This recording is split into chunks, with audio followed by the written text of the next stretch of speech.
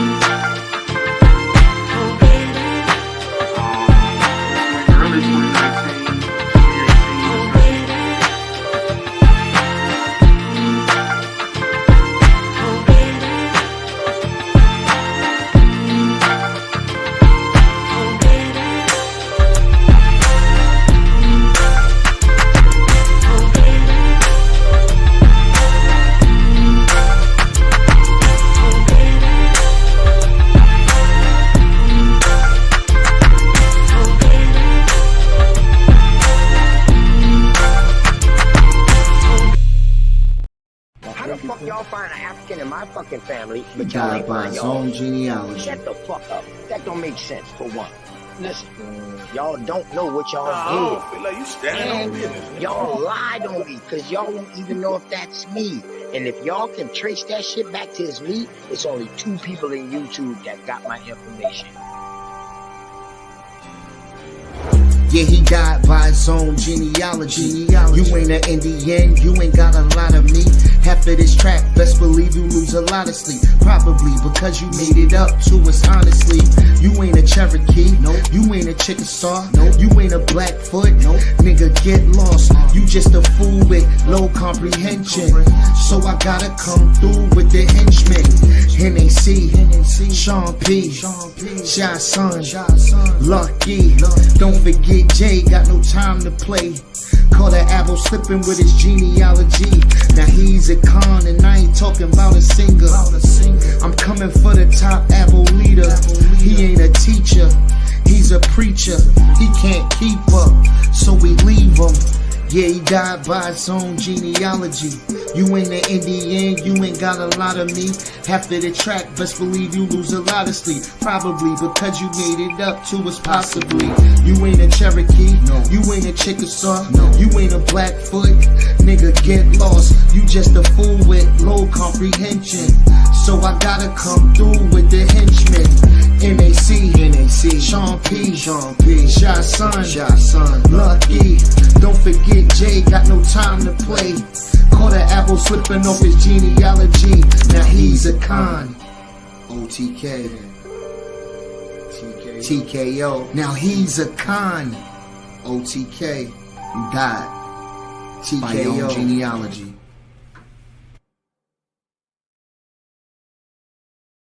From Africa, but they will be able to tell you about Africa. They wouldn't be vaguely saying they from Africa, brother. Like when a European says I'm from Europe, he doesn't say I'm from Europe. He says I'm from Germany. I'm from a particular province. I still got people out there, right? You know, when people say hold on. When people say they from Asia, they tell you whereabouts from Asia they from. They tell you their province. They tell you they still got people out there. These people will confirm that they are indeed a part of their heritage. But you niggas was calling y'all African? Oh, mysteriously, you have no contact with the people you say you descend from. So I don't believe you. Bro. Hating Africa and hating the African, we ended up even hating ourselves without even realizing it. Because you can't hate the roots of a tree and not hate the tree. The roots of a tree and not hate the tree. You ain't no Indian, please try again. Everybody know you's an African. And Malcolm X said, you can't hate the root without hating the tree. Now take a look at you, you's a wannabe Cherokee. And I told you before, you need some therapy. And why you never show the genealogy? You owe your ancestors an apology. And you know they turning over inside of their graves just because you don't wanna come from a slave. So you gotta take this whip in. I caught another apple slipping. Caught another apple slipping. Caught another apple slipping. Caught another apple. Caught another apple. Caught another apple slipping. Ay. Caught another apple. Let's go slipping. Ay. Caught another apple. Let's go slipping. Ay. Caught another apple. Caught another. Let's go. Caught another apple slipping. Caught another apple slipping. Caught another apple slipping. Caught another apple. Caught another apple. Caught another apple slipping. Yo, check this out, man. You wasn't already here, man. Dane Calloway lied to you, man. The research guy lied to you, man.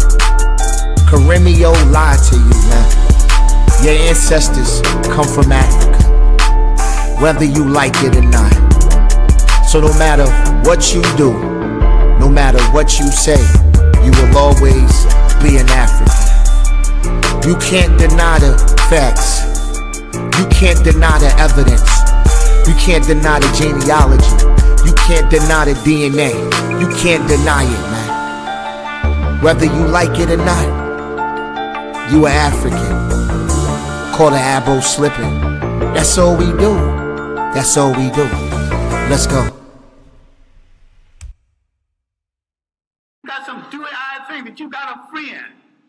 I still ask you to look at that mirror.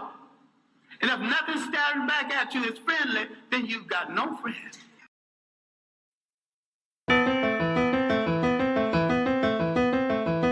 Street Sutek tried to line it up, and he was like, I don't debate y'all. Y'all too disrespectful. Aboriginal Power won't even debate Sean because he's too disrespectful. Yeah, he is though. No, he really is though. I can't really like you, bro. You cool, not a coincidence. I actually chop it up with but niggas that come off too heated and disrespectful, like I said, I'll debate you, bro. But we gotta get in the ring first. If you want to be disrespectful like that, at least disrespect me in the ring, bro. Oh, God, bro. Let's start now, bro. Can you disrespect me in a cage, bro? Like, I'd rather just do that. Then we go straight from the cage. I mean, put your ice on the way to the motherfucking computer, and we'll debate directly after that, nigga. Shit. That's why I don't even do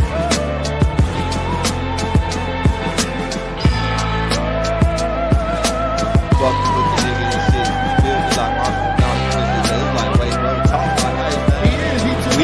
We gotta get face to face. We can talk to you like that, my nigga. Yeah, Peanut. You feel me? Go ahead, I got my brother on here. Peanut, what's the word, my brother? What's the champ?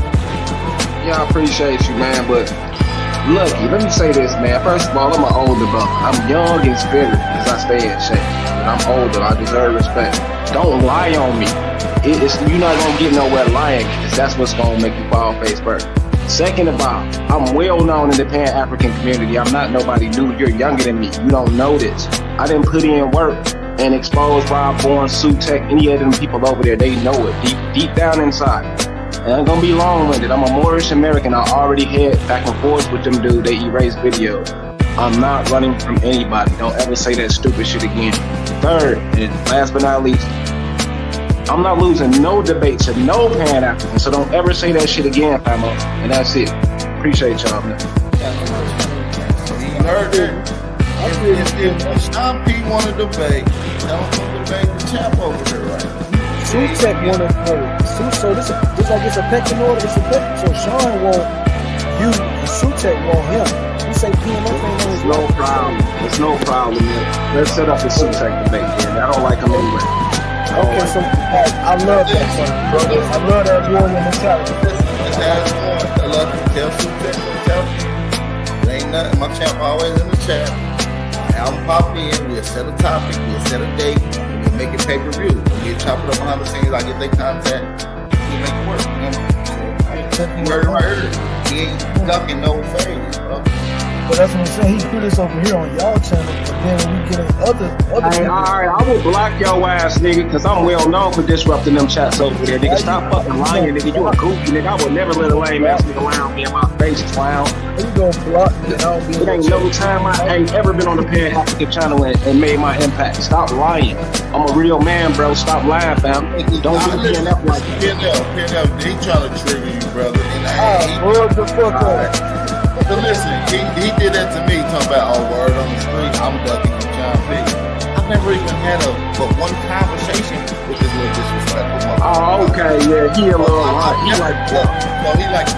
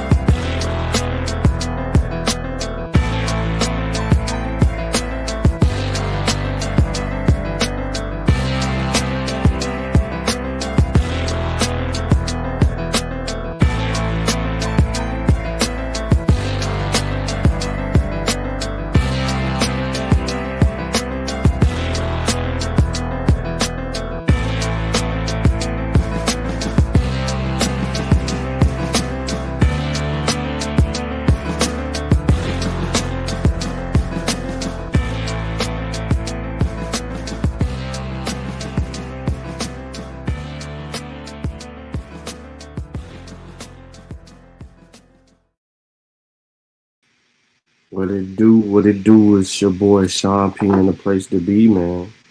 Like the show, share the show, tell a friend, we in the building.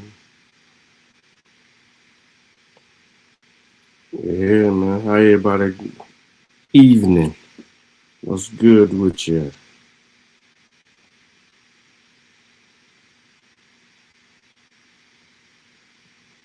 What's good with you?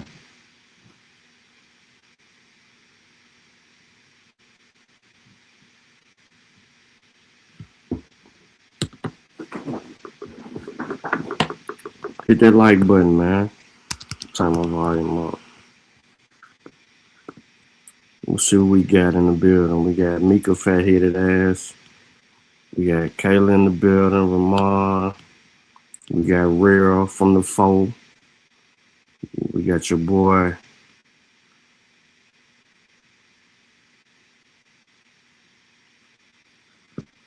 Let me see. OG Gorilla Fatback. That's Willie.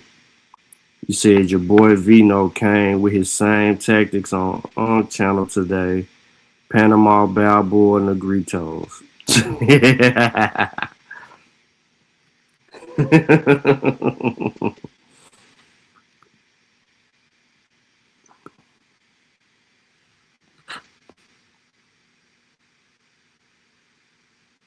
You gotta be kidding me. You gotta be kidding me.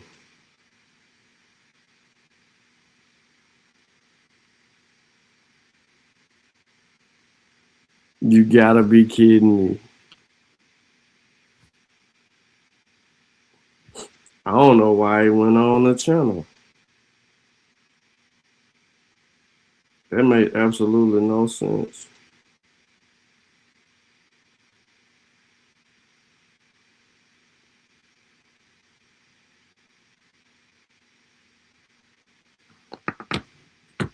He posted to my group though. Oh, okay. What up, E from the K? E from Wichita.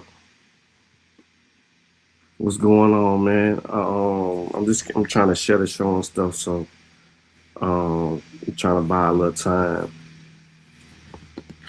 Trying to buy a little team. Oh yeah.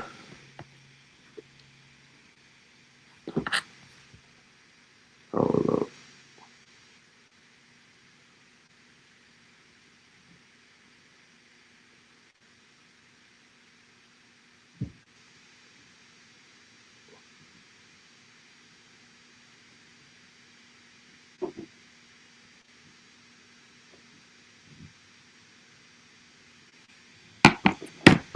You have to think though, y'all, before we get started. So you have to think like if that's all he knows, he doesn't know anything else because his only focus is to be around that era where he's talking about Panama, right? Because that's going to be his early account.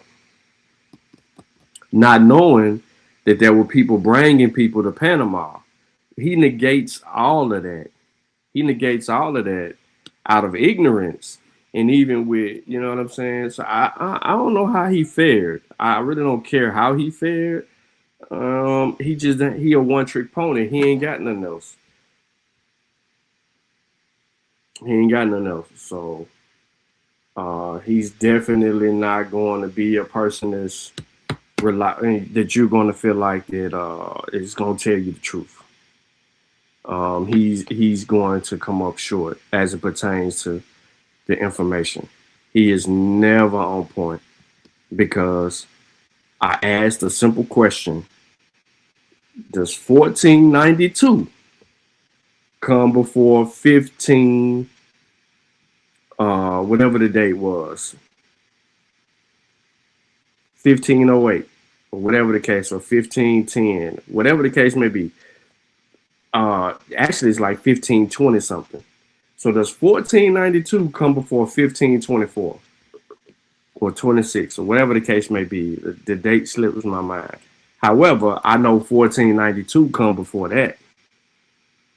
You know what I'm saying? And that's the illustration here is that there were people that was already being brought into the regions. 1503, yeah. So there was people that was already being brought there for over 10 years. And you have the Spanish bringing people with them. When he sees these people, he says that somebody. He says he's seeing people that somebody left here.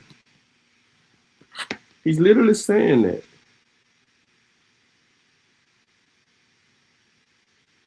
So that actually makes no sense, right?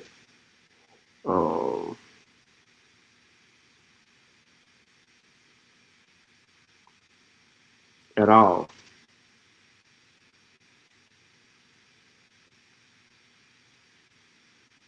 It don't make no sense.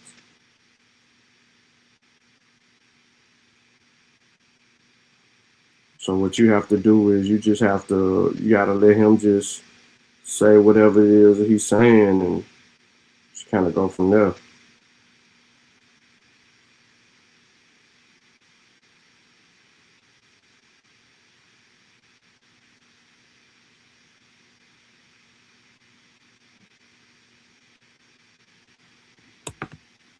That's it. I mean, just deal with them. Let them just talk. So the question on the floor today is: are the Abo-Indian Black Indians indigenous to America? Are they indigenous? Have they always been here? We ain't even got to do all the other stuff, right? We just say, have they always been here?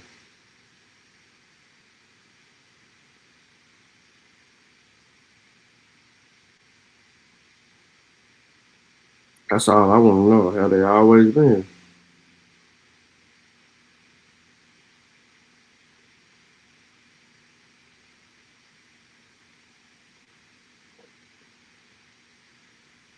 Let me know. Somebody let me know if they always been here.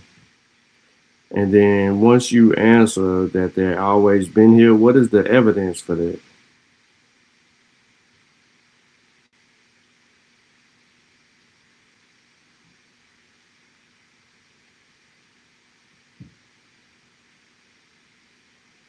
What's the evidence? Just be honest.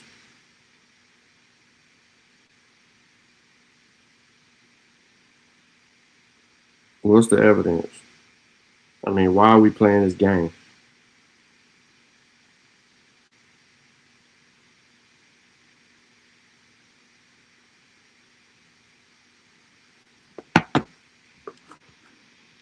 Why? So, what I'm saying was good. He trying to make a livelihood out of this. They walked down all his BS. He ran a go route, denial as usual. Wait a minute. So, who else was on the panel with him?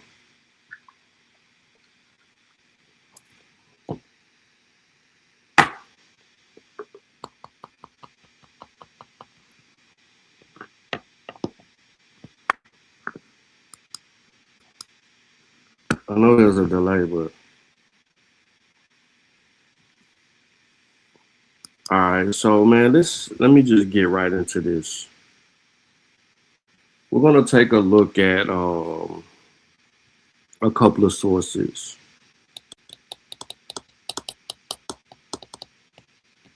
He said top flight. We're gonna take a look at a couple of sources, and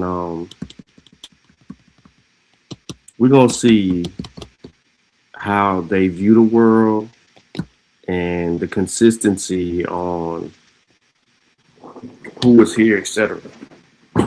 So, let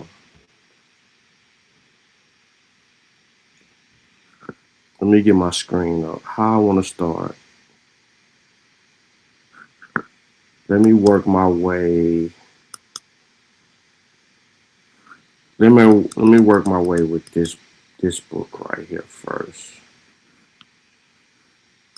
So I'm about to share a book. It's called Red, White, and Black. It's by Hudson Charles. Okay. I want y'all to think about what I just said. Red, white, and black.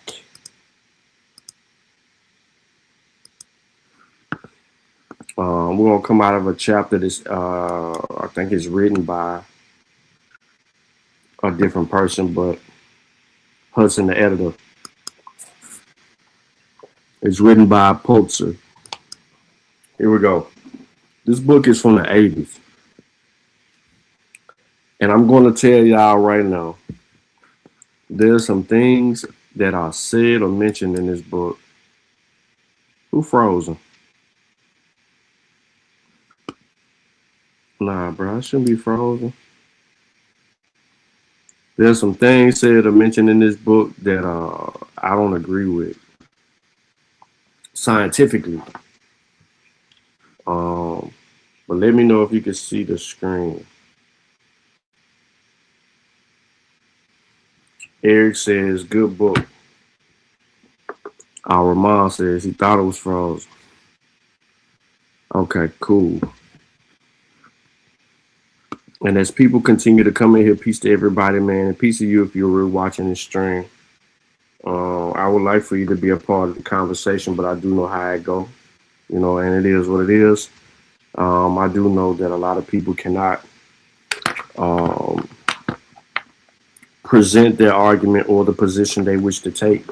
So therefore, they steer clear.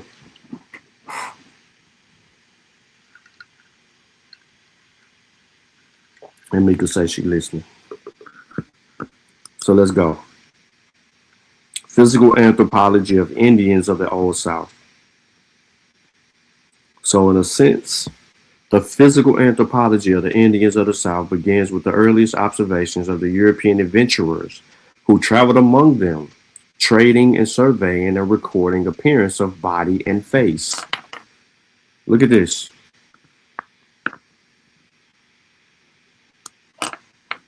Recording the appearance of body and face.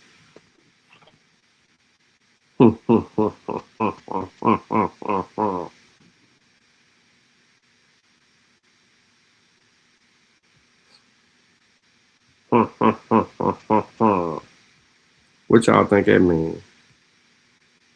Body and face.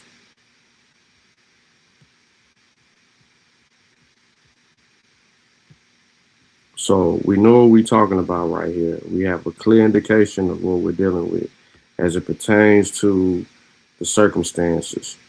So it shouldn't be no one lost, confused, or anything like that about anything. We making it happen.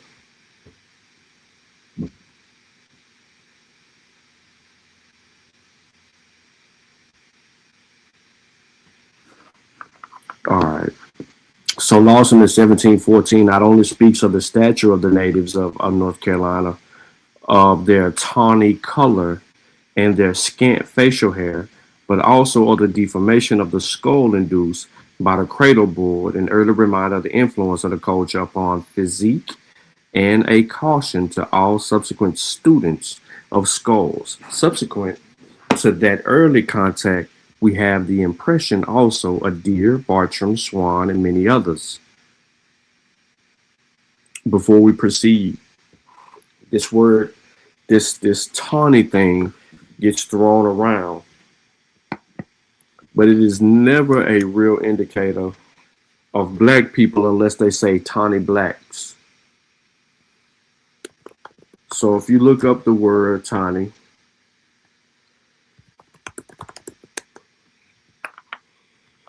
excuse me, I had to yawn real quick. It'll tell you it's like a dark yellowish or dull yellowish brown. Like the Spaniards, you got white people that they call tawny.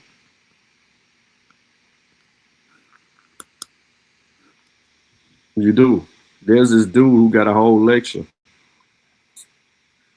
during those times, and he called himself Tawny. Go look up that Tawny owl. There's an owl like that as well.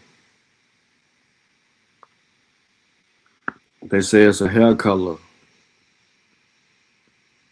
Don't want to get into that because you got the Creon people of the world out there that don't really know what they're talking about. and then they'll mess it all up. You know, that dude was arguing for quite some time when he was over here trying to get his bullshit off called brunette. Anyway, Swaden's extensive studies of Southern Indians rest largely upon voluminous historical documents, and they understandably contain relatively little detailed account of physical measurements. Boas published on the physical anthropology of Indians of North America. This is why you have Aboriginal Calvin Denzel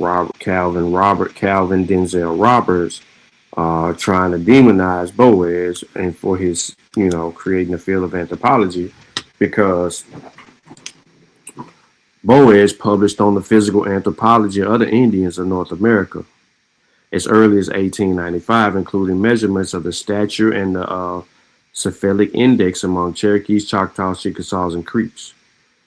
In the last decade of the 19th century and the first 2 decades of the 20th, Clarence B. Moore excavated many sites in South, sometimes finding and describing skeleton material. Y'all already know how I'm about to feel about some of this stuff. Large-scale descriptions of the bones of the dead began with Henliker in his study of the Lenape of Delaware, based on 57 skeletons from the Moss Sea near the junction of New York, New Jersey, and Pennsylvania. He characterized these Algonquin people as having good-sized skulls, which were oval to elliptical in shape and moderate length. He found them similar to Iroquois, different from East Roundheads. In a subsequent publication, he reported a similar Algonquin remains from Maryland, Virginia, and Kentucky, whose mean cephalic index range from 74 to 77, with a high vault and medium large face. In his Indians of the Gulf States, he cataloged skulls from many locations in the South, and especially from Florida, on the basis of almost universal distribution of these broad heads. He recognized the Gulf type. But these early classifications could not take into account the complex relationships between populations and their temporal sequence. It is the work of the modern archaeologist which has added the dimension of time to that of space. When Funkhauser described the osteological material from the Norris Basin in eastern Tennessee, he found the people to be tall, of slight and graceful build, with round heads, broad faces, and considered them as probable of same stock as those to the north and the west of the Mississippi Valley.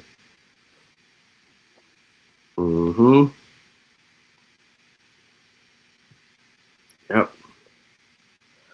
Scarlin examined the remains from the Chickerville site in Kentucky and described a population with long, high heads and short faces. When Newman and Snow investigated the skeletal remains from the Pickwick Basin near the juncture of Alabama, Mississippi, and Tennessee, they differentiated the early underformed long heads with high vaults and greater tooth wear on the shell mounds from later deformed round heads of Cougar's Island. Listen to all the material that's being surveyed here and researched. And then we're sitting here and we're arguing with people who, by all means, are not even referring to any of these remains or skeletals that deal with the subject matter. Using Peirce's coefficient of racial likeness, Von Bonin and Morant sought a statistical classification of the Indians based on the series of skulls known at the time. The similarity of the Florida remains of those of California, they regarded as a conformity with those peripheral populations that Von Eckstedt called Margids, but they were compelled to separate their Kentucky skulls from the Heinrich Algonquins on the basis of metrical distinctions. In 1948, Snow gave a thorough report on these abundant Indian null skeletons dating from the Archaic period of 1,234 individuals, or 1,234 individuals. 521 were measurable, included 475 skulls.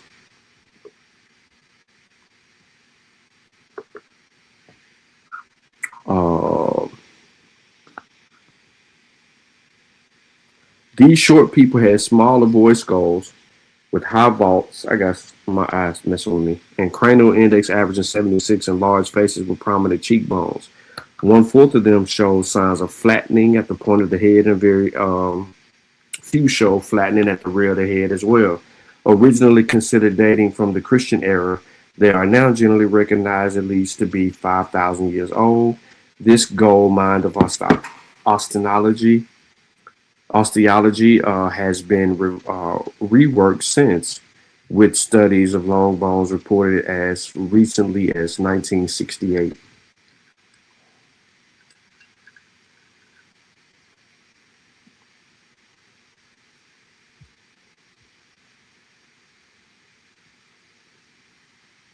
All right. Lewis and Niegberg believe that the people of the Evosite in Tennessee represent a similar archaic population extending from 6 to 4,000 BC. Of the 49 measurable skulls, and a third of the long-headed, only 11% are round-headed, while the majority are intermediate. Further indication of similarity to the Indian Knoll people is found in their high vault. When George Newman examined the skeleton remains from Kiowa, North Carolina, he considered these Catawban people similar to those of the Indian Knoll. On the basis of these and other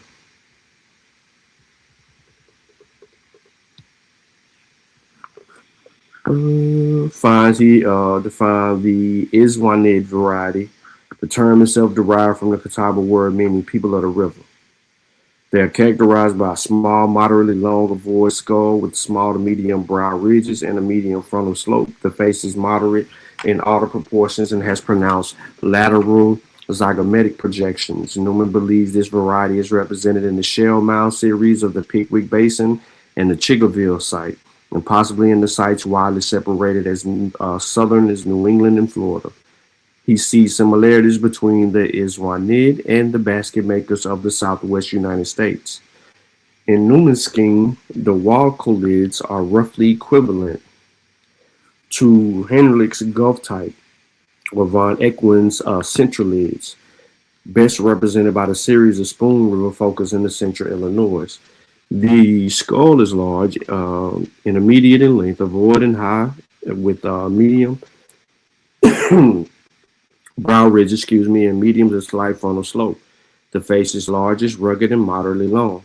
When Snow described the skeleton remains from the Chetfunt site at the Lower Mississippi, he noted that their skulls were high vaulted and moderately rounded, that their faces were broad, and that their stature was medium. He saw a closer relationship of them with the people in the Shell Mound than to those of the Cougar Island people. He considered them as a possible admixture of the early longheads and later roundheads. Collins studied skeleton remains from Copple Place, a Chetwood site in Pecan Island, Louisiana, and considered the people a variant of the Indian Knoll group. Newman thinks that the Chetwood population may possibly be Walcolid. The important woodland site of the Adena in Ohio River Valley was reported by Webb and Snow. You got all these people doing this research about these natives. And here it is, all these different locations. And not one of these people are being referred to as black. Remember, the book is all about white, black, and red people. Okay. Newman thinks they may have provided a link with the southern Walkerlords. Hitzenberg, as described as a series of skeletal material from Ricketts Mound and another from a nearby Wright site, which may also fall into the category. Their larger heads are quite broad with long faces, and their long bones indicate a people of medium stature. More recent excavations in Florida have revealed further remains from the woodland stage that fit best in the Newman's Walkerlord variety. So they continue to talk about skull remains, burial sites in these different places as it pertains to these individuals. Then it begins to get a little bit more specific in what they want to refer to in their research. Basically, they start talking about blood.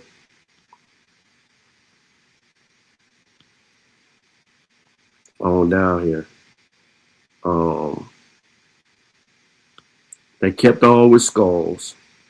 And you know how I am with skulls, because phrenology is a pseudoscience. So therefore, I just read and took the information in, but that you see me skipping over and kind of leaving it at that. But at the same time, knowing that a true determination of who a people is cannot be determined by craniology or phrenology. It's a pseudoscience. So, Meta in 1969 studied the detentions of the Shell Mound Indians of Alabama to test the association of the Makalusian and the attrition. While the tooth wear was excessive, he found crowding in only 29 of 636 teeth studied. In 23 skulls from the site, 3 had slight and 1 had moderate overbite. Investigations of Arkansas skulls reveal similar results, which suggest that attrition and malocclusion do not go together. We must not fall into the habit of thinking that new skulls are produced by mating of 2 previous skulls. Our ultimate concern is with the entire organism. Hill was recently provided with detailed dissection of the Cherokee Indian, which he found to be especially mongoloid in his anatomy. So you got all these black people claiming to be Cherokee, and you got these scientists over there saying they mongoloid in stature. What is it? You know what I'm saying? What is it? What could it be? Hold up. All right. So few anthropometric studies of living Indians of the South have been done. But Krogman's very thorough monograph of the Seminoles of Oklahoma derived from the South is an approximation from the genealogies and measurements he found. Considerable evidence of admixture of the Seminoles with other Indian groups, especially the neighboring Creeks, and some with non-Indian peoples as well. How much of the change that are noted in Indian populations with time is due to displacement of one population by another, and how much is evolutionary change? Mr. Newman recently addressed himself into this question, examining head form and stature, citing especially that the data from northern Alabama he believes is an increase of 4 to 5 centimeters over 5,000 years among Indians of the Southeast is an evolutionary change which may be related to climate.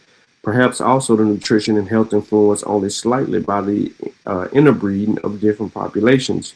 He may also find that brachycephalization, the tendency to broader heads, as shown by an increase of the 6 index points over the span of time, further indication of evolutionary change.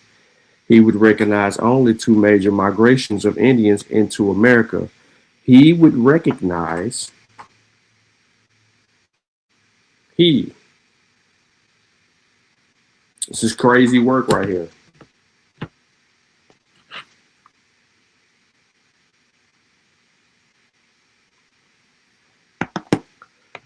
This dude only recognized 2 major migrations of Indians into America.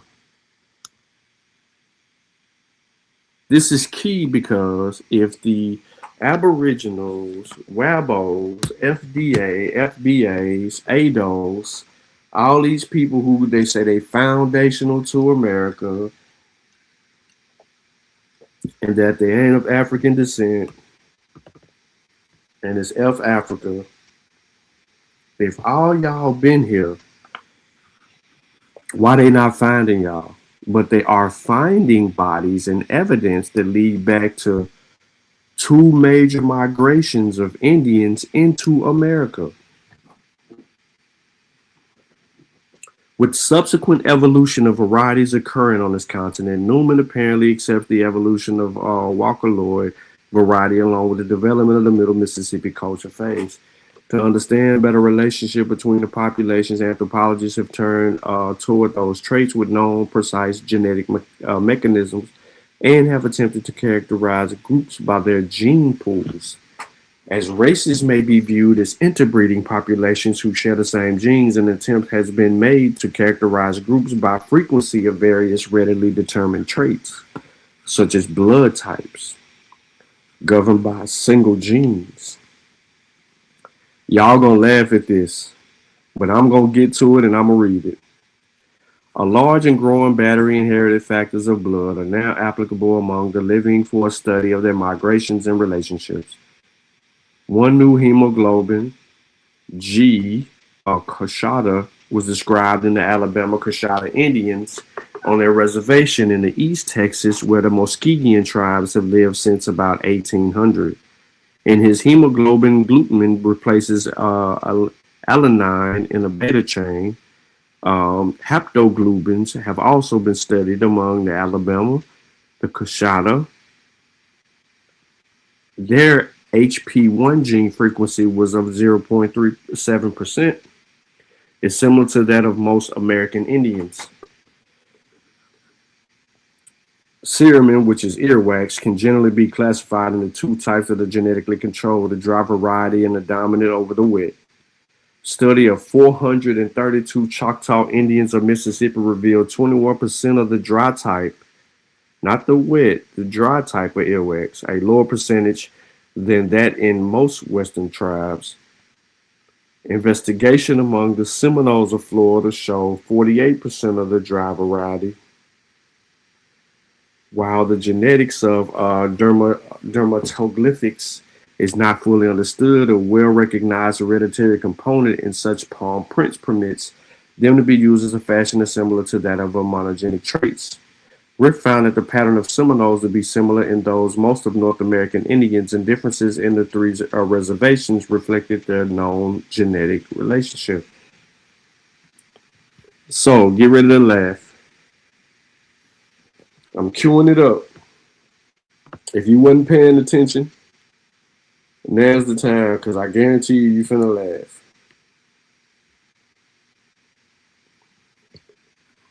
Our blood type survey of the Cherokee Indians on their reservation in western North Carolina provided an opportunity to compare genetically the remnant of this once powerful and flourishing tribe with other Indian populations. In their blood factors, including the high frequency group of O of M and of Rh positive, and their absence of abnormal hemoglobin, they are similar to most other American Indian tribes. The Diego factor, found in many other Indian groups, was absent in Rh1.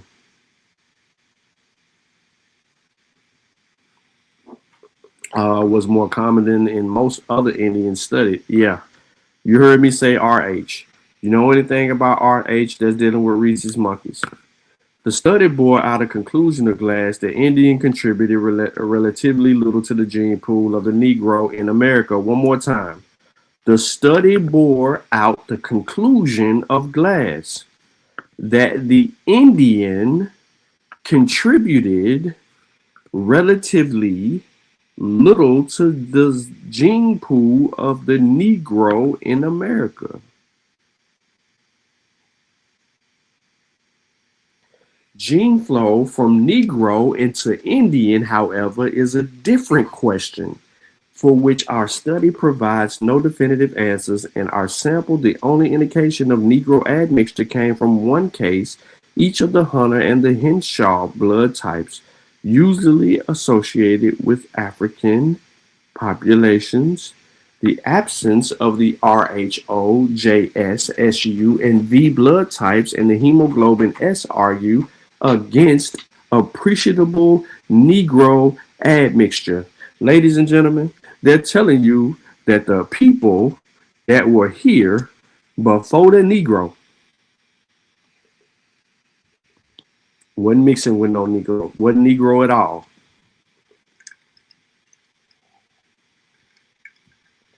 Based on testing. See, the elbows, like they'll say, like, oh, we ain't doing DNA, we ain't doing DNA, we ain't doing it. Okay, let's do a blood test. If you think DNA is so pseudo and it's for commercial purposes only, let's do a blood test. What you say about that?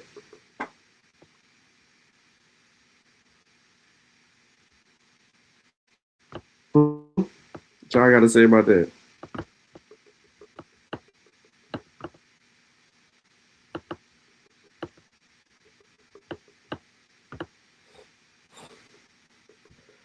Ample opportunities for Negro-Indian admixture in the Old South existed. In earliest colonial days, some white owners worked Negro and Indian slaves on the same plantation. Runaway Negroes often took refuge among Indian tribes, and Indians themselves sometimes had Negro slaves. Thus, a census report on the Cherokee population in 1835 listed 16,542 Cherokee Indians, 1,592 Negro slaves, and 200 whites who had married into the tribe. So in 1835, a census report among the Cherokee pop said that there were 16,542 Cherokee Indians, almost 1,600 Negro slaves, and 200 whites who had married into their tribe.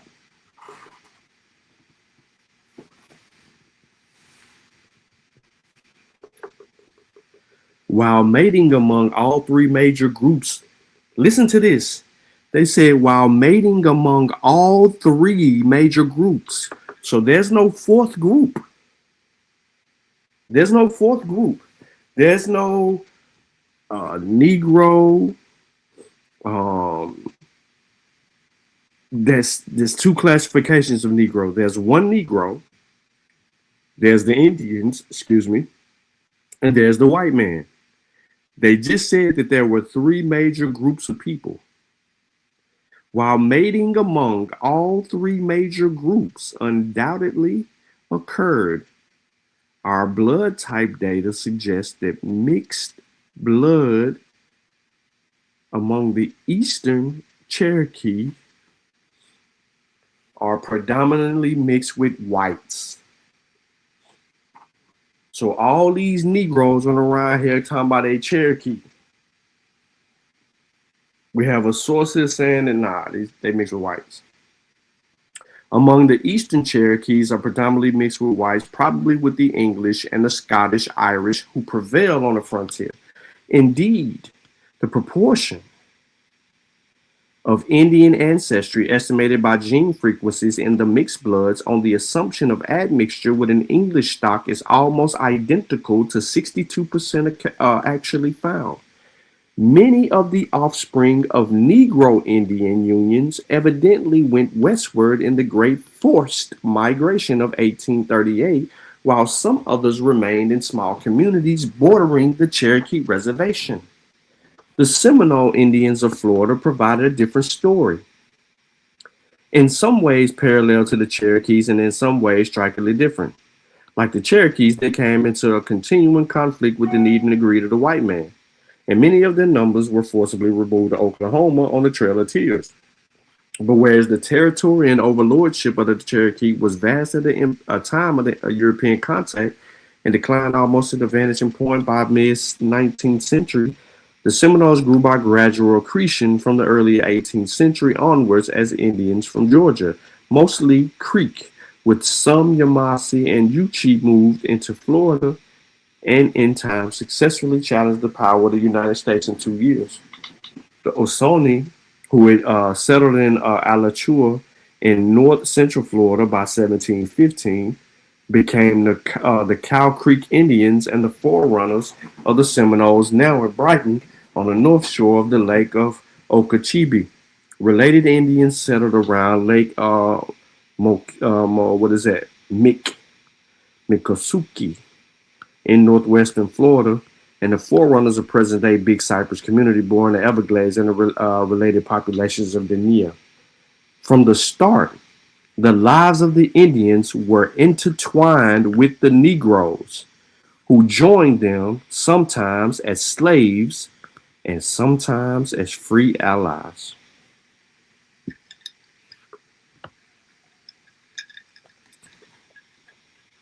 Our study of the Seminoles in Florida included both physical measurements of blood studies. These Indians are quite variable, but most often the copper coloring, moderately tall, round-headed, and intermediate in nose and face dimensions.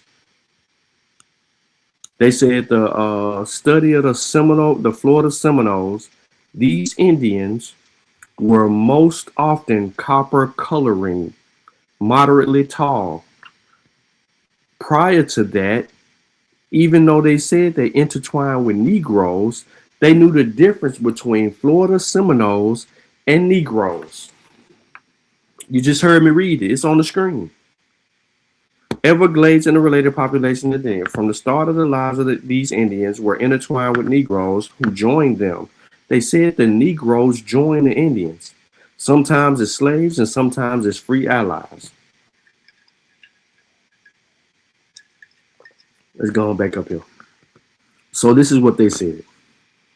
In blood factors, the very high incidence of group O, of Rh positive, and of M puts them in line with most other Indian populations like the Cherokees. They lack Rh, but unlike the Cherokees, they possess Diego.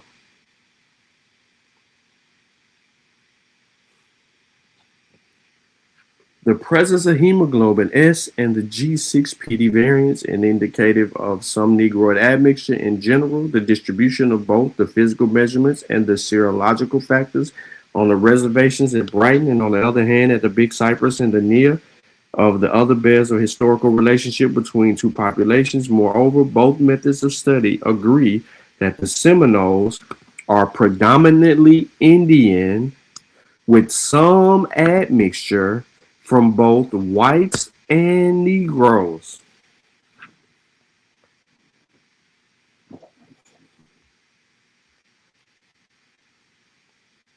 What's up, Mr. Health? What up, 9 times Nina? Come on now. Did y'all hear that? What up, Hits? What up?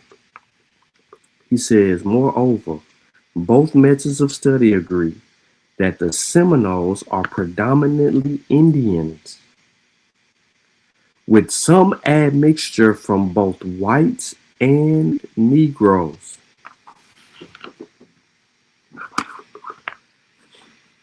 I don't know what that conversation was over there with but that's a flex bomb.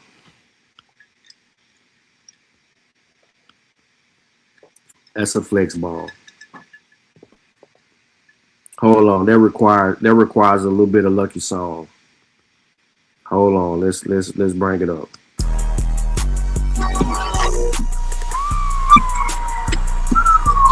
Let's go. On your ass, fuck nigga. I ain't finna wait no time. Let go. Hey, I can't keep listening to dude. I heard you shadow ban my nigga cause you out this bitch faking views. You broke as fuck in this bitch, probably dropped out of school. Now you on this bitch tryna go viral off faking news. He do this shit for clout, that's why he got to read this shit in his videos. These niggas ain't even big enough, that's why I draw subliminals. These niggas ain't even big enough, that's why I draw subliminals. You just a pseudo-coon. Hey, most of these niggas broken and illiterate, they can't even read the room. He say the Vikings black, my niggas sound like a damn fool. Everything you got came from a white man that's BYU. You just a Jehovah's Witness and Mormonite. He think that he a Jacobite, but this nigga think he a Lamanite. Your skin black, nigga, they think you living with the curse. You always lying, you ain't monetized, nigga, you ain't got no purpose. I'm laughing out loud, nigga, you like a Teenage Mutant Ninja Turtle. They got a mask on. You quote niggas in your source like that's a big foundation. It's pseudo watch your mouth, nigga, and it's full of self-hatred. Again, you 12 hours straight. No citation. I ain't arguing with this nigga ain't got no translation. He saying copper color, but he penny picture broke. All your sources that you quote is straight Reddit posts. You panel hopping all night, I ain't arguing with no joke. Flat earth logic, these niggas ain't even Bill Nye pseudo. Say you sorry, nigga, but you ain't, nigga, fuck that. Nigga citing Jake, nigga, hey, he citing Frank Joseph, nigga, like that's the history. Talking about Egypt was in America, nigga, that ain't no mystery. Bitch, you sound dumb as fuck. What you talking about, Memphis? Well, you know that ain't a lot of cities out there. What you talking about, Cairo, Illinois? I'm just saying, there are a lot of cities out here that's named after that stuff, bro. Dummy. Nigga be all this dumbass shit ain't even been across the country. Nigga don't give a fuck about shit when you ain't getting no money. Come on, man.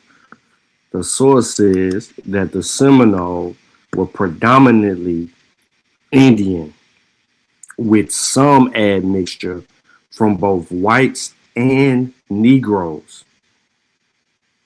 There is a clear indicator of 3 classifications of people in the Americas.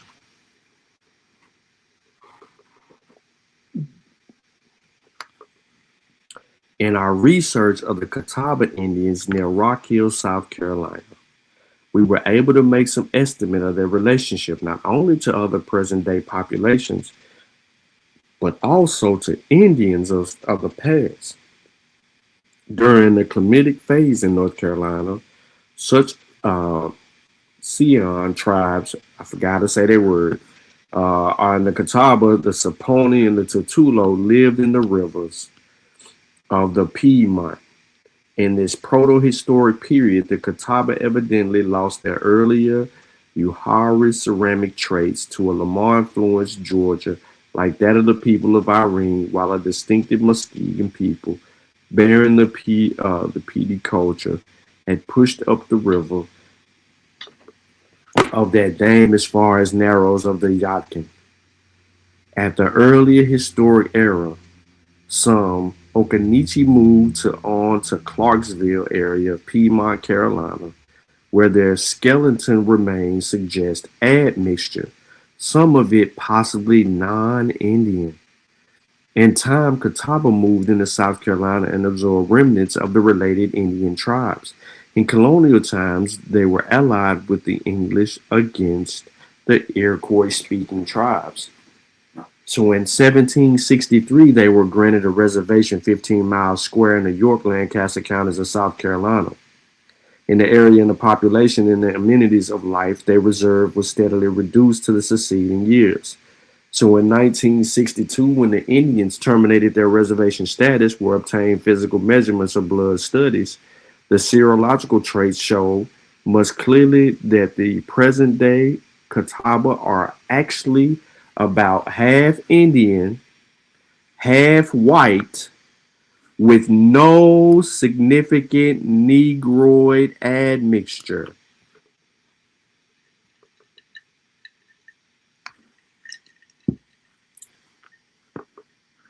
The appearance and the physical measurements, while not as conclusive, are consistent with this estimate of phenomenon, probably due to the influence of Mormon religion, to which they became converted in the late 19th century. The Mormons taught that Indians, while not as elevated as whites, could someday become a white and delightsome people. Pause. Let's go back to Lucky. One more time, Lucky. Nigga Lucky the beat cut off. I'd have kept fucking going on his ass, nigga, all off the top. Hey, listen, bro. Put your best in the motherfucking... Man, we got to go back to Lucky because he just told y'all they was Mormonites. He said they was Jacobites, Lamanites. Did y'all not hear him? He made a clear distinction.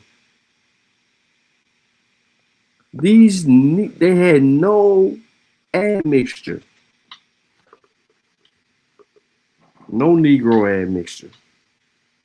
In comparing the living Catawba with the skeleton population, appropriate corrections were made for soft parts. In many of their measurements and indices that represent the Catawba still show similarity to the remains of the long extinct Indians of the region. The D2, or distance measure designed by the Malahonabists, takes into account both the difference between the means of traits in 2 or more populations and the intercorrelations between the traits. By this test, they are most similar to the Tutulo and the Yadkin, and next to the people from the Indian Knoll and Clarksville. The Occaneechi or the Taliaferro are not far removed, while mixed population from Mecklenburg is most distant. Although the attempt at blood typing ancient skeleton remains is a dubious procedure, It is noteworthy that our results on the on bones of 26 individuals of the Yadkin River sites typed by inhibition techniques show that all except two groups are in the group. Two are in group O, and those two are in group A, which in line with present Indian populations of the area. Throughout colonial population pressure led both to migration of Indian tribes and to their gradual absorption into expanding white culture. While records are understandably hazy, we have evidence of unions of individual Indians, listen to this, Indians, whites, and Negroes, sometimes free persons of color. Price has abundantly documented the formation of such triracial isolates in Southeast, and Berry has painted a sympathetic portrait of the mestizo who has survived into the present day. Our own studies of the Lumbee and the Halawa, both in North Carolina, and the Malugians of Tennessee and Virginia, bear witness to the survival of the Indian strands in these biologic and cultural isolates. The last study also suggests their present-day dissolution. What are the needs for the future study of the physical anthropology of the Indians of the South? One necessary task is a thorough morphological and metrical analysis of osteological material sequence in our museums not yet studied and reported. This study must take account of the most recent data and material of all the relevant data contributed by the archaeologists, and previous studies should be adjusted accordingly. But classification alone is not enough.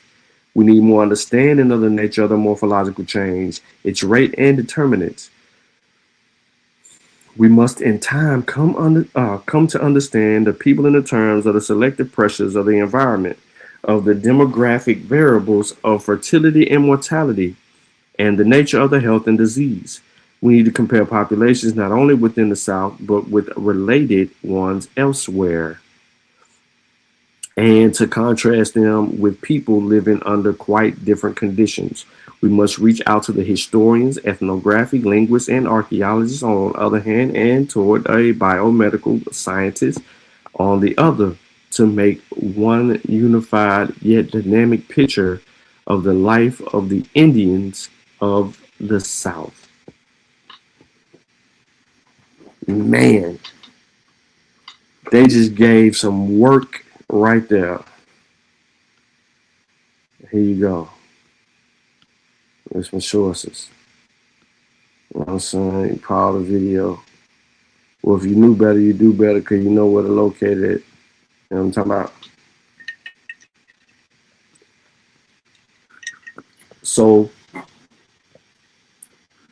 that is an interesting chapter, even despite the shortcomings of some of the science related to the subject matter. But we got a great idea. Now that we set the table for naming 3 different groups of people, the Indians, the whites, and the Negro, we're going to do that. And we're going to red Indians, black slavery, and white racism, America's slave-holding Indians. But before I get to that, let me do myself a favor.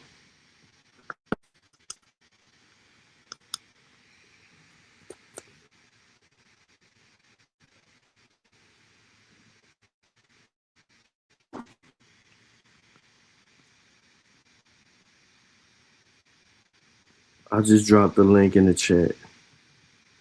Okay, Eric said he ain't read the whole book. Yeah, Mr. Health, Kaba is pseudo. Kaba, is pseudo. He been pseudo though. Ain't nothing new. He been pushing bullshit for quite some time because he is he's a hyper diffusionist. He think that black people populated the whole world. Before I move on, I wanted to check and see if anybody had any questions about what we just went went through on one source.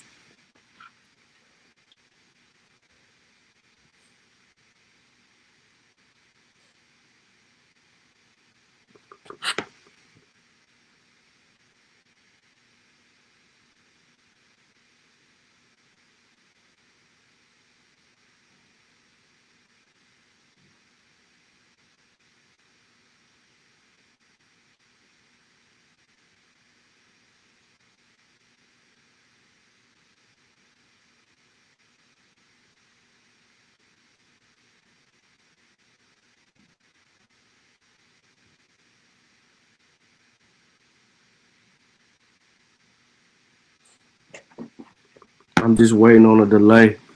So I'm just asking if anybody had any questions.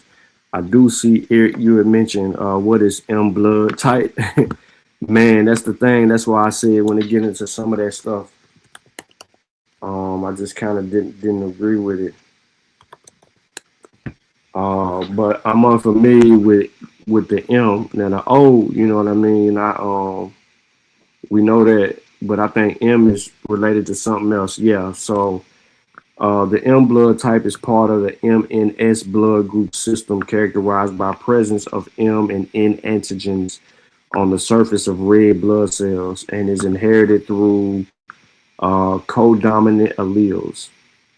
So the M blood type is one of two main antigens in the MNS blood group system, which also includes big S, little s, and U capital U antigens.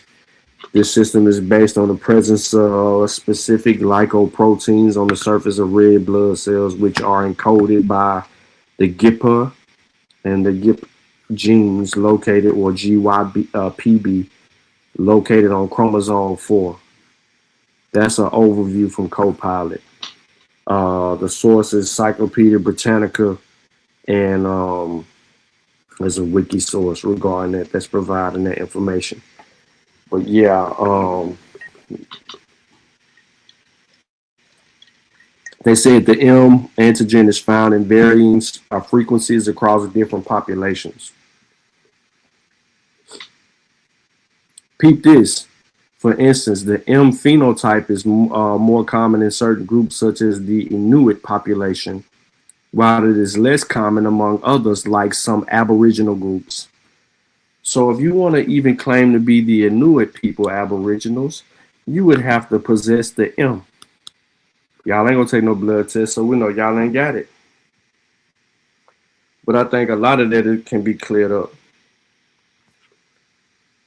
Health said I had a little back and forth on Instagram a couple weeks ago. Yeah, he stood off. I went to see him live at a lecture. Me, Uncle Wujao was there, but we spared him because we was live.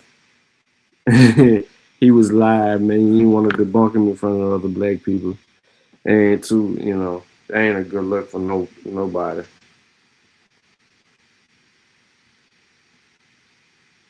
Yeah, talk that shit.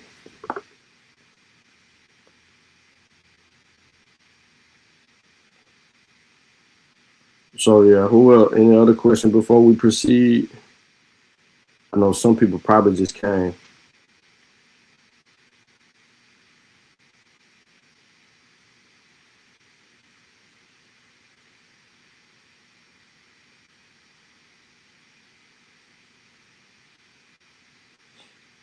Yeah, I don't see none. All right, cool. All right, let me proceed. All right, y'all, let's move on. Let's go to our next source. Yeah, Kaba Ben Pseudo, Big Pseudo. So many questions have been raised about Black Indian relations in North America.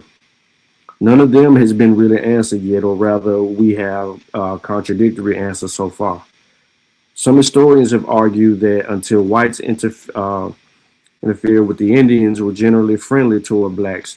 Others have argued that the Indians always considered blacks as the allies of whites and hence feared and disliked them. Still, before I go to still, just in this first paragraph, The first few sentences that have been read, they have made a clear indication that there are Indians, there are whites, and then there are Negroes. Or there are Indians, there are blacks, and there are whites. But it continues by saying, still, others have said that the Indians learned to look upon black people the same way white people did, and hence considered them to be little more than another form of property, like horses and cattle. Some historians have said that various Indian tribes in North America were generally friendly to runaway black slaves and provided a refuge for them. Others say that the Indians unusually joined the white slave hunters in tracking down runaways and returned them to their masters for the rewards offered. Some historians say that the Indians never killed, tortured, or scalped slaves in warfare. Others say there is evidence they did all three. These contradictory answers to Black-Indian relations, especially during the colonial period, result from the fact that we have far too little evidence upon which to draw a general conclusion. There are records which show that Indians sometimes welcomed blacks into their tribes and sometimes did not. That sometimes blacks joined with Indians in making war on white communities, and sometimes blacks joined their white masters in fighting against the Indians. There is evidence that blacks were adopted into some tribes, intermarried among them, and became important chiefs and counselors. There's also evidence that other tribes simply made chattel slaves of any black men they caught and treated them in the same way white men did. How are you indigenous or aboriginal to this land and you're being bounced in between groups of people, whether they like or dislike you, accept or don't accept you, need your free labor or don't need your free labor? Look at the dynamics of that conversation. And to continue, one reason for conflicting evidence of Black-Indian relations is that there were a great many different Indian nations in North America, and they did not all treat black men the same. Furthermore, Indians who were friendly to blacks at one period in their history often later became hostile toward them.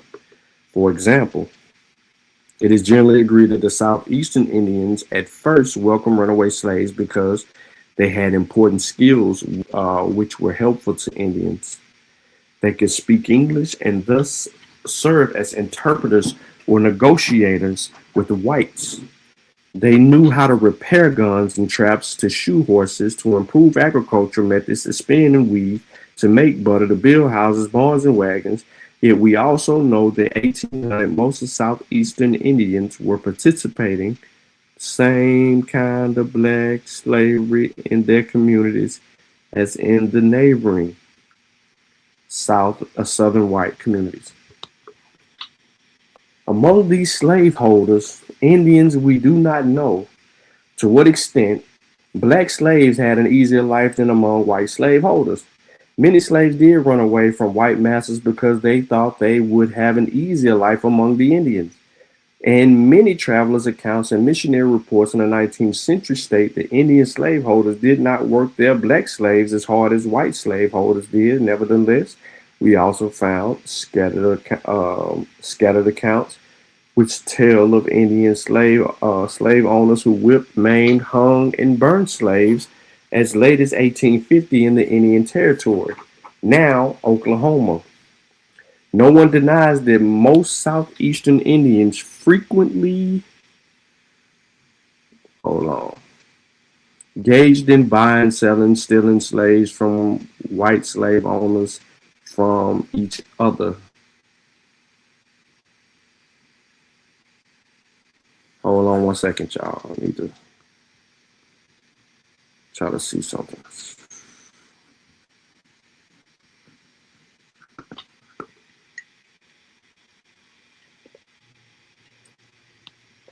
All right.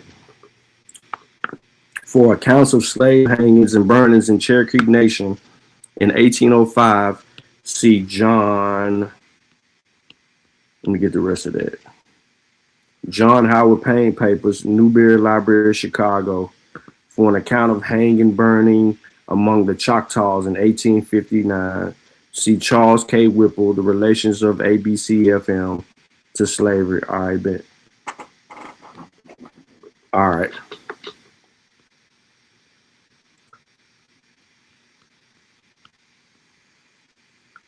At the same time, there is evidence of Seminole Indians in Florida were notable, hospitable to runaways, that among the Seminole blacks, even when they had Indian masters, were pretty much free to live by themselves and run their own black communities, paying only nominal annual tribute to their owners. During the Great Seminole Wars of 1817 through 19 and 1835 to 42, many of the leading warriors, chiefs, and counselors were black men of mixed black Indian ancestry. In fact, many accounts by United States Army commanders in these wars say that it was the black warriors who were the most skillful, determined, and brave, and that without their help, the Seminoles could never have held out so long against the American armies. At the same time, it is also evident that the Creeks who joined with the United States troops to conquer the Seminoles did so in order to obtain black slaves from them, since the army commanders told the Creeks they could keep as slaves any blacks they captured.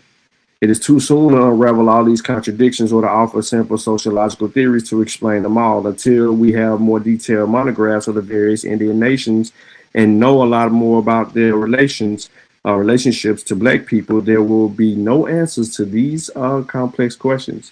At the moment, all we can say is that some Indian tribes had very good relationships with black people and some did not. All right, hold on. I don't know where he at, melanated. But before I continue, what's up, Absolute? What's going down, my guy? How you feeling? Bang, bang. I'm cooler. What's good? What's up? Shit, just jumped up here to have the little conversation with you. I like the conversation. What you want to talk about? Let's talk about what you're talking about. I see that you're going off of seems what to be a great anthropologist book. Mm-hmm. Yeah, that's one of them. So when was this book actually written? The first book. I think you're looking at a book right now explaining craniology, or you're on to another one. No, I done moved on from that. The book that you're referring to that talked about it talked about more than phrenology, but it talked about blood as well. But that's Charles M. Hudson's book, Red, White, and Black. It's 1971. Okay. Yes, but it is a Southern Anthropolitical Society distributed by the University of Georgia Press. Okay. You got any test behind what they were talking about in the book to actually probably pull up to have a background to that? They mentioned tests. They also mentioned blood samples. So they were measuring, which I ain't going with that phrenology work. I'm not a I don't do the craniology because it's a pseudoscience. But they were speaking of those skulls and those sites where they found these skulls, and they're doing their measurements and all of that stuff. Not only just on the skulls, but the face, facial features, the foreheads, and like I said earlier, also to add to that work that they were doing was also blood work. That's why, I was going back and mentioning something about blood types and stuff like that, and we brought up the M blood type, etc. So they got that information in their work. But yeah, what's your argument to that? Oh, not an argument. More so like what was the experiment that was done to actually test the blood? I know they were writing about it, but my thing is, how are they testing the blood from these? You see what I'm saying? These people No, are no, they're already, not. these They're are not bones, testing. right? No. You're. I see where you're confused. It's two different things. So they're doing the measurements and stuff like that on skulls, but the blood testing and stuff like that is from the people in the area where the skulls and stuff were found. Okay, yeah. That's what I would like to see. You got some charts to show what you're actually talking about from that book, and said it was written in 1971. Correct. And you said red, white, and black. Yep, that's the book. And they talking about the white man, the black man, and the Indian. And so there's no aboriginals or none of that stuff. Oh yeah. I'm glad you said the craniology was pretty much pseudo and whatnot. I'm kind of glad you already struck that match. Nah, yeah, I'm consistent on that, bro. That's why I don't like when people try to use 18th and 19th century books about craniology where they say the head is shaped like a Negro. That's an invalid argument to use that pseudoscience to try to make yourself be here. So no, I don't deal with any of that. And where did this author get his sources from to actually write this book in 1971 off of things that happened in said 1800s? Well, and it would have been the same people there at those spots if there no, is such thing as Indian removal, right? no, there are. You asked about sources. There are 52 sources to refer to regarding the work that was written in the chapter that I read. There are 52 sources, and they go back into a late 18, as late as 1880-ish up until the present of when the book was published. 1848 is the oldest. I'm sorry, 1836 is the oldest source that they have. So they have 1830. Hold up. So they have 1836, 1848. You got the 1940s. You got all of these sources. As you can see on the screen, I'm showing them. Just going back. You asked about studies. 1898, 1890. Yeah, up until through the 1940s, up in the 1960s. So yeah, you got this anthropological work and studies that's collected over time, a body of work presented for that chapter. There you go, with 1970 coming on into play. Remember, the book is 1971, so that's how they come. All right there on the screen. And of course, you'll have to pause the video. Yeah, I'm gonna go back and check it. I'm gonna go back and check it out. I'll have to go back and actually pause the video and actually see what's going on as far as the sources. Actually, do a little further background check as to why they're saying this in the 1800s. I'm gonna do you a favor. You ain't gotta do all of that. All you gotta do is just go into the description. All you gotta do is go into the description, grab the book, and go to page 31, which is the chapter. End of the day. It's like a 15, 16 page chapter.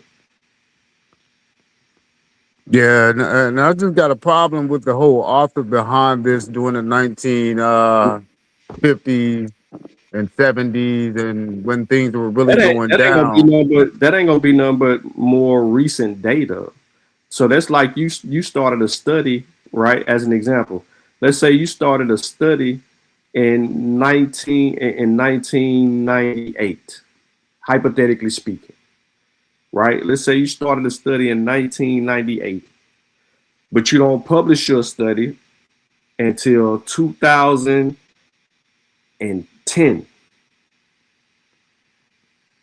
And then to support that, you have a series of studies in the field that bring you to that point to where you're dealing with the subject matter.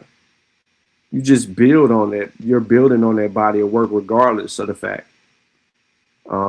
of what you got going on. So the sources are building on older sources and bringing them to modern day times, so you can weed out some of the errors in a lot of the work earlier on. But that's just how research goes, bro. It's like, as an example, another example is vaccine science. The reason that I'm saying that is because you have certain generations of vaccines that took 30 years to make, some it took 15 years to make, some it took 5 years to make, some it took fucking months, well, not months, but a year or two to make, you know. And so it's just how technology advances people, because you don't have the same methods that you're using in the 1800s that you're using in the 1950s, 1960s, 1970s. It's a total different ball game. That's why we can find the errors in the old school work. But nah, you can go in the description, start on page 31, read it, or you can go directly to the sources and you can do whatever you want to do. That's your prerogative. What up, not a coincidence? But outside of that, though, I know you said you had a question about that. Anything else? Yeah. I still want to talk about Mr. Hudson himself. Like, what prompted him to write this book? Was he always in this field of archaeology? Yes, what the whole book is about. The whole book is anthropology, archaeology. That's what it is. It ain't no other way around it. So would you say that this guy's one of the key figures in the reconstruction of the so-called 5 civilized tribes after the 1960s? No. It sounds like he wrote their history after like 1965 There was went no down. history. Yeah, there was no history. There was no history being written or none of that reconstructed at all. This book is talking about people in places where they're still at during these specific times, and where these bones are found. The presentation of the people that they're finding in these areas at those times, and the work that was done through studying those bones and blood work regarding the peoples in those areas. Wait, what blood work are they getting from people in the 1800s? Hold on. I said the blood work of the people that are still in those areas. Hold up. So in Choctaw, that would be Mississippi, right? So those people that are still in that area are black people, sir, or dark-skinned people, sir. No, you can't insinuate any of that shit, because what you mean I can't insinuate that? They're telling you in the studies. They're telling you exactly, even in the studies. That's why I just read the whole chapter. I made sure not to skip past the shit that was important. They telling you in all of the studies exactly. They got this group of people here. This group of people is right here. These right here are Indians. They got some Negroes in the area. They even got some white people in the area. They're telling you that. The blood type survey of, as an example, like we mentioned earlier, the study of 432 Choctaw Indians of Mississippi revealed 21% of their dry type. If you don't know what the dry type is, they're talking about the earwax, because they were investigating the earwax in the Choctaw people. 20% of the dry type. So when was the study actually done on these people? Wait. Can I finish one statement? Wait. I'm so reading when was the study actually done? Trying to stop. It don't matter, because it does matter. Because we already throwing craniology out. It being pseudoscience. It don't matter when the study was done. Yeah, it actually does, because you got scientific racism taking place at the same time. That ain't got nothing to do with this, bro. This book come out in. It has everything to do with it. This book comes out in 1971, when it's been established that, of course, in this field, to be very careful of staying away from scientific racism. You know how we know about scientific racism? Science.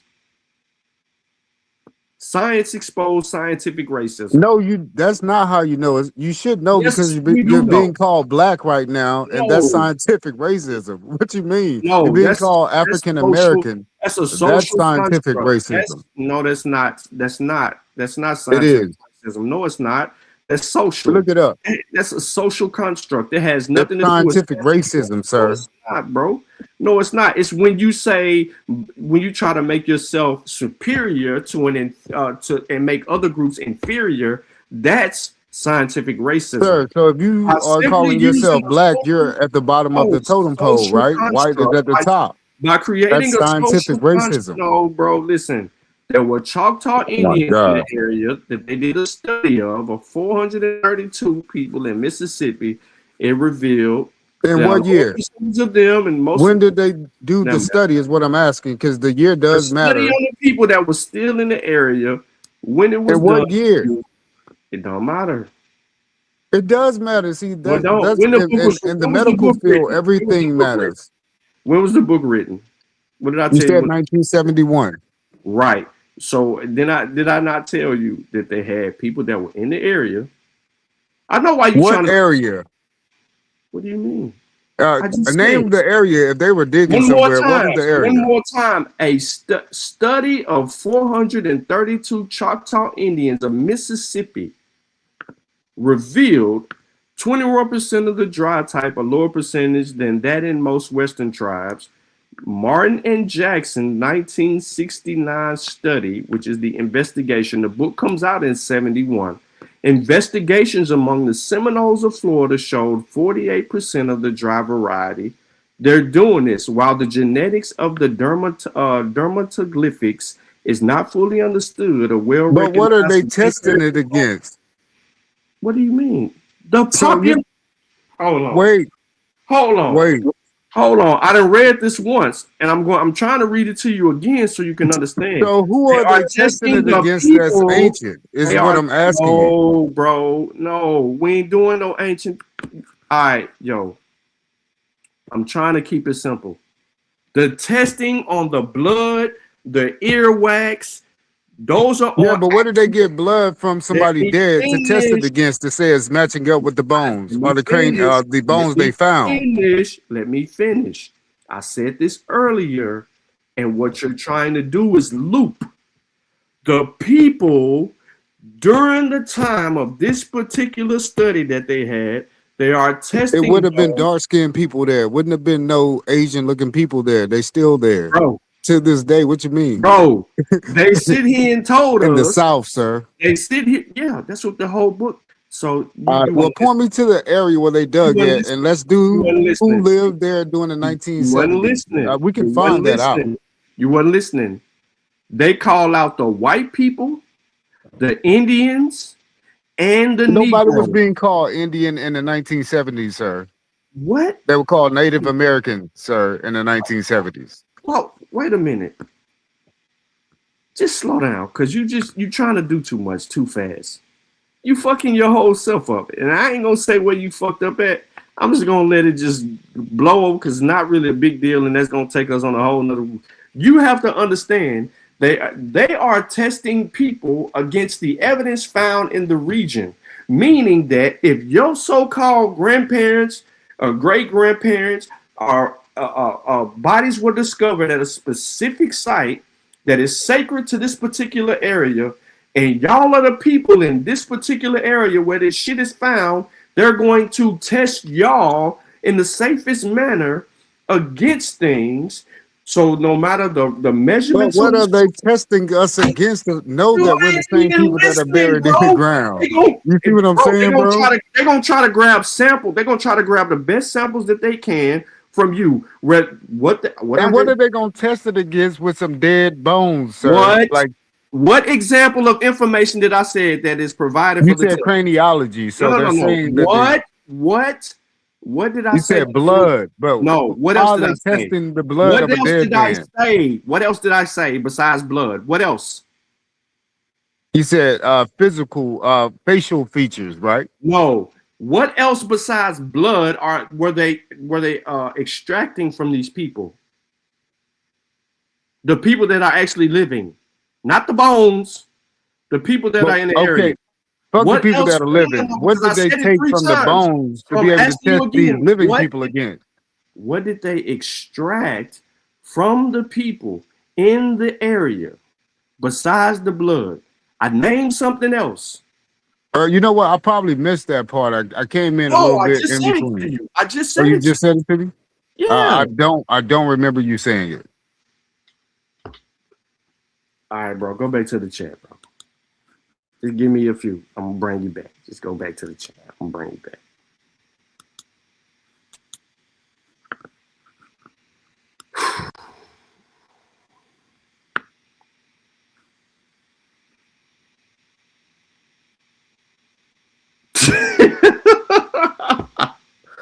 Yo, absolute. I needed you to go back to the chat, bro.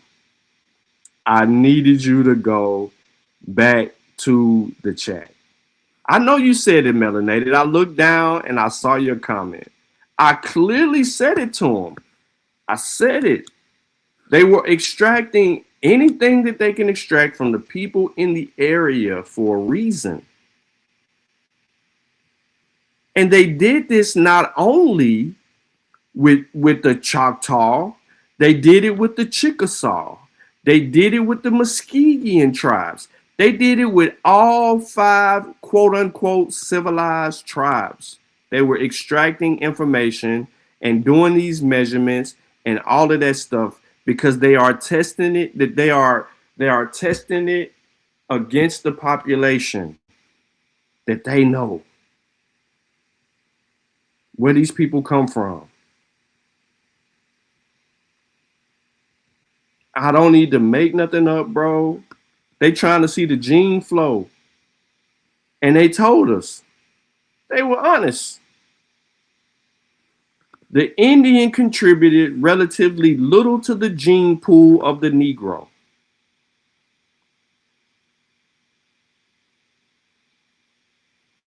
The gene flow from the Negro into the Indian, however, is a different question for which our studies provide no definitive answers. So in our sample, is it on the screen? My bad.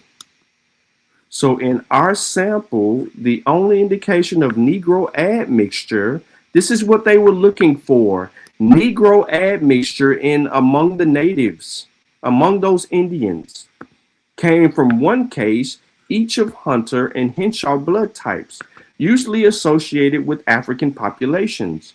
The absence of RHO, JS, SU, and V blood types and hemoglobin S argue against appreciable Negro admixture. So what they were telling you that these people lacked Negroid admixture. You're fighting hard to put Negroes in a place. Ample opportunities for Negro Indian admixture in the Old South existed. In earliest colonial days, some white owners worked Negro and Indian slaves on the same plantation.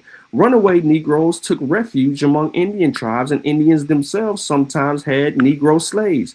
Thus, a census report of the Cherokee population in 1835 listed 16,524 Cherokee Indians with 1,592 Negro slaves and 200 whites who had married into the tribe. While mating among all 3 major groups undoubtedly occurred, our blood type data suggested that the mixed bloods among the Eastern Cherokees are predominantly mixed with whites, probably with the English and Scot-Irish who prevailed on the frontier. Indeed, the proportion of Indian ancestry estimated the gene frequencies of the mixed bloods on the assumption of admixture with an English stock is almost identical to 62% actually found.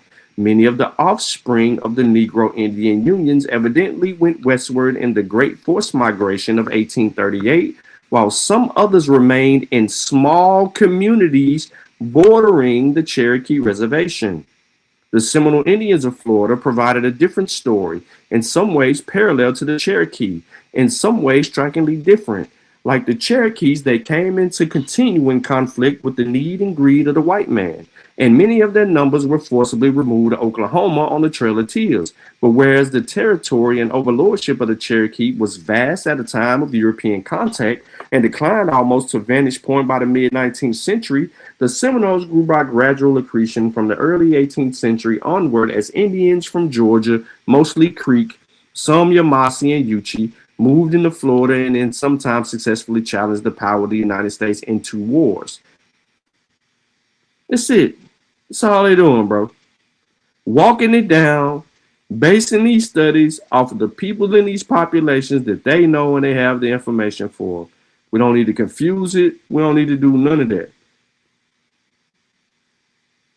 Now, what we can do is dig deeper and get more updated scholarship on the subject matter, which provides a new way to look at old information and see if it's still consistent today or if we needed to throw the whole shit out. However, you ain't going to be able to do that because you are now at odds with an anthropologist that is telling you that there was 3 classifications or groups of people that existed. Those were the white man, the black man, and the Indian man, which would be the red man. That's all this book is arguing and setting the record straight on. And then the second source that I had on the screen, which we got away from, is speaking on the same shit. Here it goes. Without trying to offer any final answer to why this was, I do not want to add something to what William S. Willis has written about Black-Indian relations in his well-known article entitled Divide and Rule, Red, White, and Black in the Southeast. Willis has made it clear that one reason why some Indians were hostile toward Black people was that white people purposely tried to create fear and hostility between them. As Willis said, the white colonial governors, settlers, and army commanders in the Carolinas in the 18th century deliberately spread scare stories of Indian cruelty among their slaves, armed slaves to kill Indians, and paid Indians to capture and return runaways. This was all a conscious and calculated part of the white policy in the years when the Indians and blacks in the Southeast outnumbered the white settlers and could together have wiped out whites. But while this policy of divide and rule succeeded among the Creeks and the Cherokees to some extent, it did not succeed among the Seminole. For the Seminole lived in Spanish Florida under a rather different social order. Since the Seminole were, according to more friendly toward blacks than any other southern tribe, we obviously need to ask why. Was it the difference between the institution of slavery as practiced in Spanish and English colonies? Was it Spain's different cultural attitude toward racial miscegenation? Was it less rigid or clearly established plantation economy in Florida and hence lack of interest in recapturing runaway slaves, most of whom incidentally came to the Seminoles from Georgia and not from Spanish slave owners? Did the Seminoles, as outcasts or runaways from the Creek Nation in Georgia, need the blacks to aid them against the Creek raids? Some of the blacks were runaway Creek slaves. Were the Seminoles too weak to control the slaves? Had they no economic use of them? Did the terrain, soil, climate make it difficult to utilize slave labor in the farms and plantations? It appears that the writings of Kenneth Porter and Lawrence Foster that none of these were so important as the political necessities, especially after 1776. Florida was not well settled or defended by its European owners. Americans were eager to encroach upon it. Both Spain and England, when it controlled Florida between 1776 and 1783, used the Seminoles and their slaves as buffers against the expansionist tendencies of the Georgians. If a pre-revolutionary Carolina white imperialist had consciously divided Indians against blacks for survival, so in Florida, conscious white imperialist policy encouraged black and Indian fraternization and solidarity along the American border, even providing them with arms and forts to fight against other whites. In both cases, Carolina and Florida, red and black men were the tools of white men, consciously used by them to foster white goals. Once again, we have an example of who was here: the red man, the black man, and the white man. So where is the ABO man, the ADOS man, the FBA man? Where the fuck is y'all at in this history? After 1819, when the United States gained control of Florida, the Seminoles and their slaves fought shoulder to shoulder against American Indian removal policies, which meant a return from former Georgian and Creek masters for black runaways of their descendants. Nevertheless, for whatever reason, one may want to emphasize, even if black slaves had a somewhat easier and freer life among the Seminoles, they were still slaves, not equals. We must consequently look for some other factors at work among the Indians besides calculated white policies, something which caused them to make a distinction between themselves and black people. It's what I kept trying to tell the Vernell dude, that we know who the black people is in the area. Something which was less deliberate, more unconscious in the policies and actions of the Willis describes. And this, very simple, was acquired racial prejudice or racism.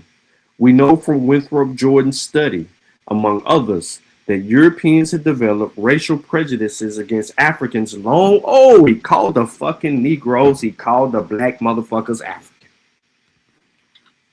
God damn. Had developed racial prejudices against Africans long before they were slave-holding British colonies in North America.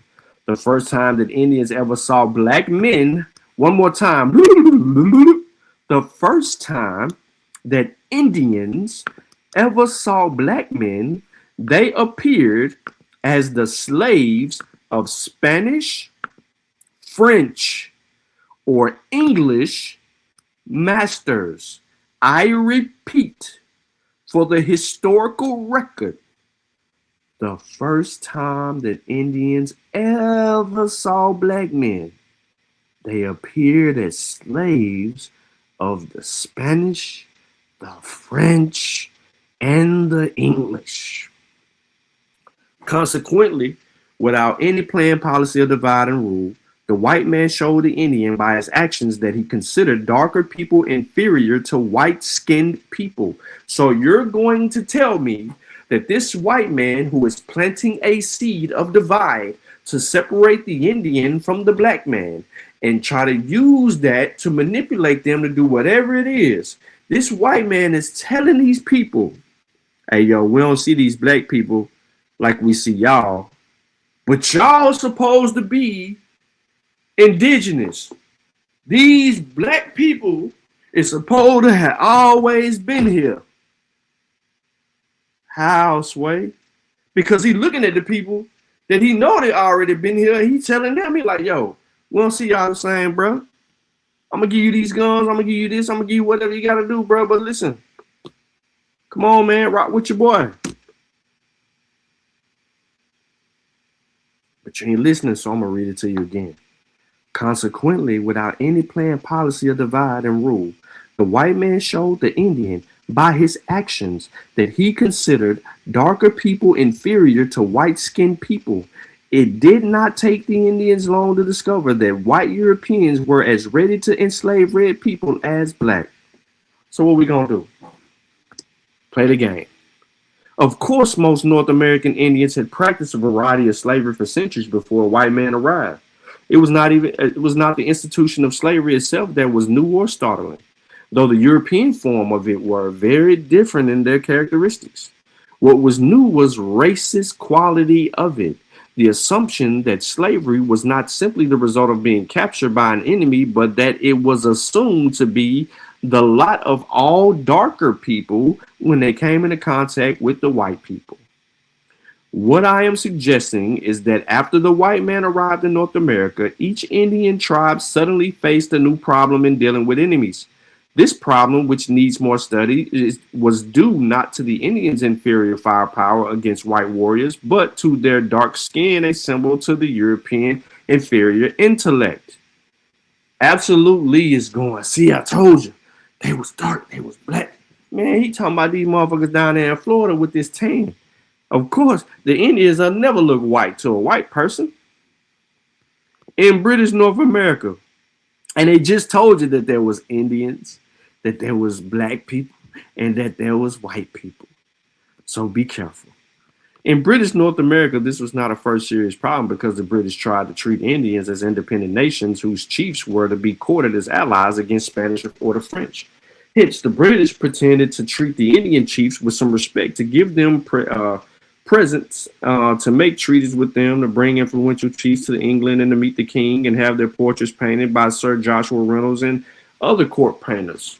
And sometimes to give them a black slave or two as a royal presence. Look at there. So they courted the Indian with their darker skin compared to them. It says, guess what? We gonna give you 1 or 2 black slaves and a painting, bro, just to show you that we fucking with you. That's what the white man did. And here you is confused about if you was the person that they gave or if you was the person that they're giving to. You don't even know how you being received in this. You think you being received? No. Your ass was the slave. Your ancestor was the motherfucking slave. You wasn't here. They wasn't giving no black people shit that was already here. They made no notion of that. So at first, perhaps the respect was real, since it stemmed from fear. Later, it stemmed primarily from economic motives.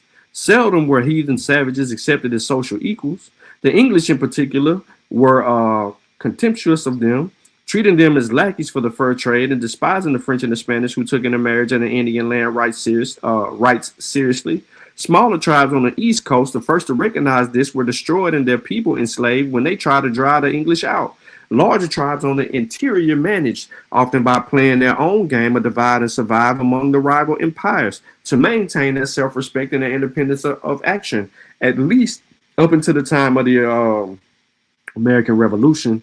But besides with the British in 1776, all the Indians of East Mississippi went down to final defeat. They lost their independence when the white man won theirs.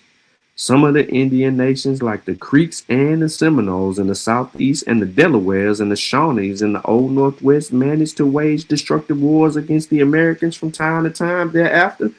But even these tribes knew that they would never again have total freedom. They were simply fighting to avoid total extermination. The policy with the new American nation adopted the deal with the defeated Indians after 1790 was based upon the view that the Indians would give up their old ways of life and adapt themselves to the ways of the white man. Because American intellectuals like Knox, Washington, Jefferson still held romantic view of the noble savages, they believed that the Indian was potentially at least the equal of the white man. So Negroes, absolutely, Calvin Denzel Roberts, retarded one, Dan Calloway, bottom kittens, what's the dude to be lying all the time? Chief Lie-a-Lot, Holiday. Are y'all like the white man? Are y'all the Indians?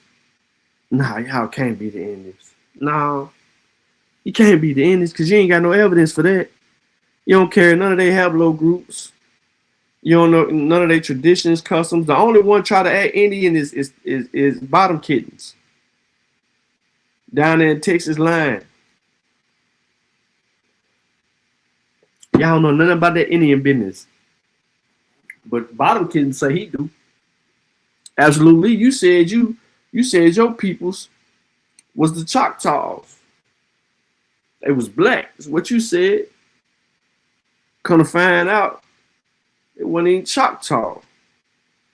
Yeah, it was black on their census.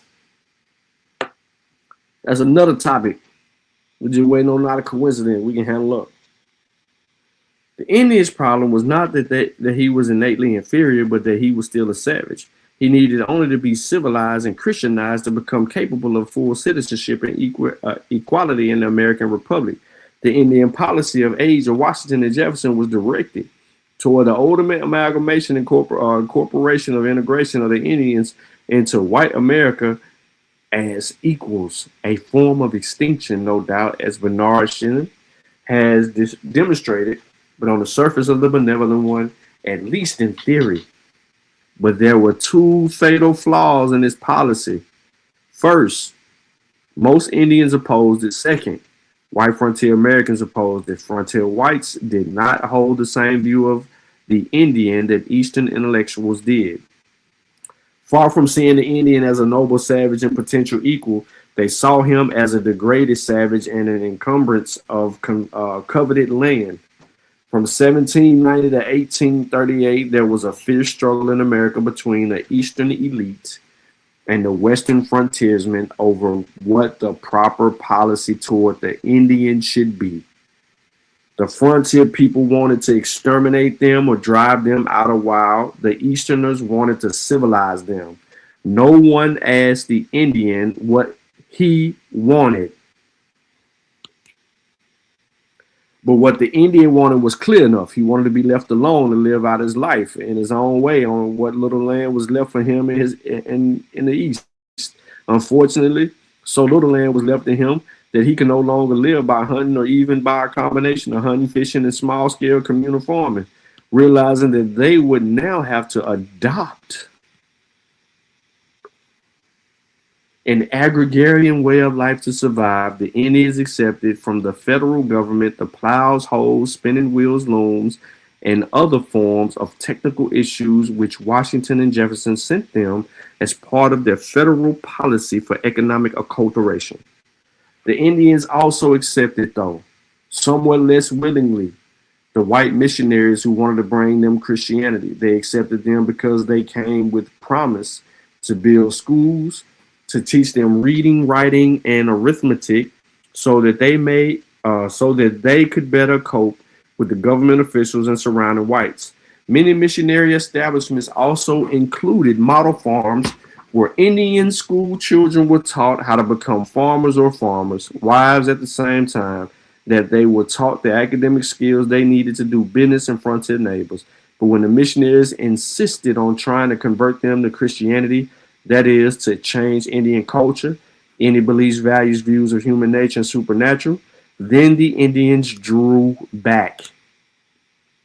This is why today, when we go look at Indian business, they still have their language, they still have their culture, and they still have them goddamn deities and rites of passages and all that shit that's sacred to them that the new age Negro in America that think they've been here before the white man got here ain't got. Y'all trying to call these people a whole new people? The white man had already made a determination that it was a white man, a red man, and a black man. And they were more eager to communicate with the red man than they were with the black man. So if this was a black land, if America was a Negro continent, why the fuck is the negotiations ain't going through the black man? They going through the red man.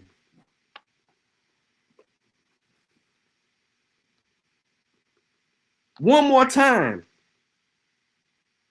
If America was the black man's, why is the white man going through the red man to take the black land? Where are y'all in this discussion? Where are y'all during this, with all this Indian business? Where are the paintings of y'all in Europe? Where are those sacred paintings of those indigenous, aboriginal, autochthonous black men in Europe, and then the slaves that they gave y'all asses? They didn't deal with your black ass. They dealt with that red man. Not a coincidence, says coffins. Because he knows, so you're dead right there. You're a dead man walking with a whole apple lie. Right there. Watch. Let's continue. A famous confrontation took place in 1805, New York State, between the Seneca chief, Red Jacket, Presbyterian missionary named Cram. What happened? Cram told a council of 6 nations of Iroquois that he had come to bring them civilization and Christianity. He said there was one true way of religion, one true book of Revelation, and one true God, whom he had come to tell them about. After he had finished speaking, this is what Red Jacket had to say to this motherfucker. This is 1805 in New York. Brother, you say there is but one way to worship and serve the Great Spirit. If there is but one religion, why do white people differ so much about it? Why not all agree? As you can all view the book. Brother, we do not understand these things. We are told your religion was given to your forefathers and has been handed down from father to son.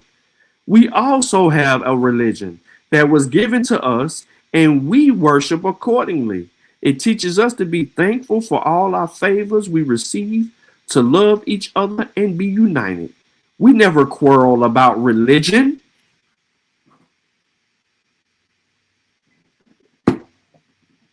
Then Red Jacket went on to make a very significant point about red and white people and how they differed. He didn't say black. Red Jacket is talking to a white man and said, this is how we differ, white man. The Great Spirit has made us all, but he has made a difference between his red and white children. He has given us different complexions and different customs. To you, he has discovered the arts. To us, they have been kept out of sight. We know these things are so. And since he has made us different in other respects, why may we not conclude that he has given us a different religion according to our understanding, their worldview? The Great Spirit does right. He knows what's best for his children. You can go get that primary too. They got it. You know what I'm saying? They got it right there. National Archives microfilm. Yeah, they got the primary. Red Jacket's people were few and weak and wished only to be left alone. But further west, near the Great Lakes and the Shawnees, was still a powerful and still hope. The British aid from Canada to force white Americans back east of the Appalachians. They consequently took a somewhat less conciliatory view of Indian-white relations. And in 1807, a chief named the Trout delivered a speech of the Shawnees and their allies in which he told them what the Great Spirit had said to him in a dream or a vision. In essence, God told him to reject the American policy of assimilation. Said, fuck your God.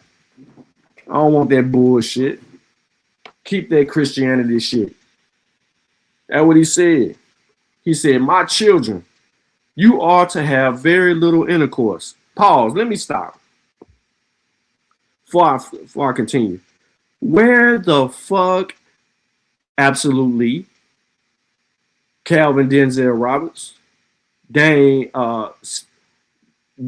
Calloway, Bottom Kittens, Dulcinea, you know, the research lie, the retarded one. Where the fuck are y'all at during this discussion between the red man and the white man? We have a clear conversation going on between the red and the white man. And your black, indigenous, aboriginal, unconscious ass ain't nowhere around this conversation. Well, what did the red man say? My children, the Great Spirit said, you are not to have little intercourse with the whites. They are not your father, as you call their president, but your brethren. I am the father of the English, of the French, of the Spanish, and of the Indians. Notice he didn't say shit about being the father of the blacks. I created the first man who was the common father for all the peoples as well as yourselves. But the Americans I did not make. Pause. The red man said the Great Spirit came to him and said all this shit. But the Spirit never said shit about the black man. Said he created all this shit, but he never said nothing about the motherfucking black man. He said, I created the first man, who was the common father for all of these people as well as yourselves. But the Americans I did not make. This motherfucker said he didn't make the Americans. They're not my children, but the children of the evil spirit. Now this motherfucker that said he didn't wage war on a white man and called the motherfucking white man evil. They grew from the scum of the great water when it was troubled by the evil spirit, and the froth was driven into the woods by a strong east wind. They are numerous, but I hate them. They are unjust. They have taken away your lands which were not made for them. That's what the red man said to his own people. Hold up. Hold up. They're not a coincidence. The red man told the white man that this was my shit and I didn't make you. My gods made you.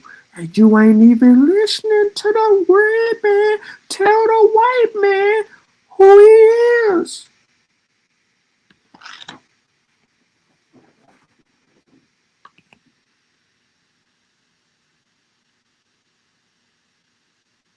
The Mongoloids told the Mamajoids that the white man, come on, Ling Ling, stop it.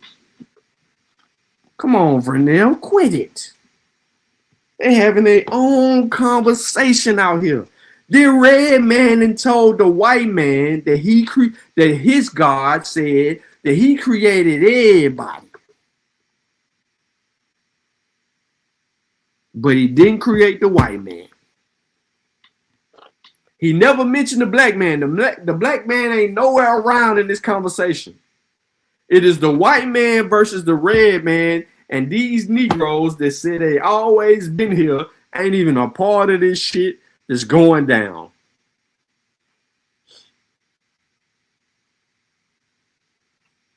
And not a coincidence, said today the Abos say the white man didn't take their lands. Bullshit. Let's keep it going. So a few years after, so you done had a speech by the Shawnees. You done had a speech. So Red Jacket spoke, and then who else spoke? What was the other dude's name? That was another. Oh, Chief Trout. So Red Jacket spoke, and Chief Trout spoke. Both of them put their stamps on it. Anti-white man. So a few years after the speech, the Shawnees joined with the British under the great chief Tecumseh and tried to drive the Americans out of their homeland.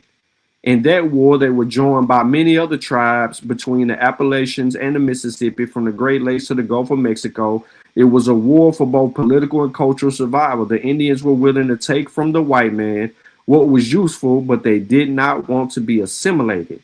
To lose their own values and religion, to become swallowed up and incorporated in westward march of the Euro-American.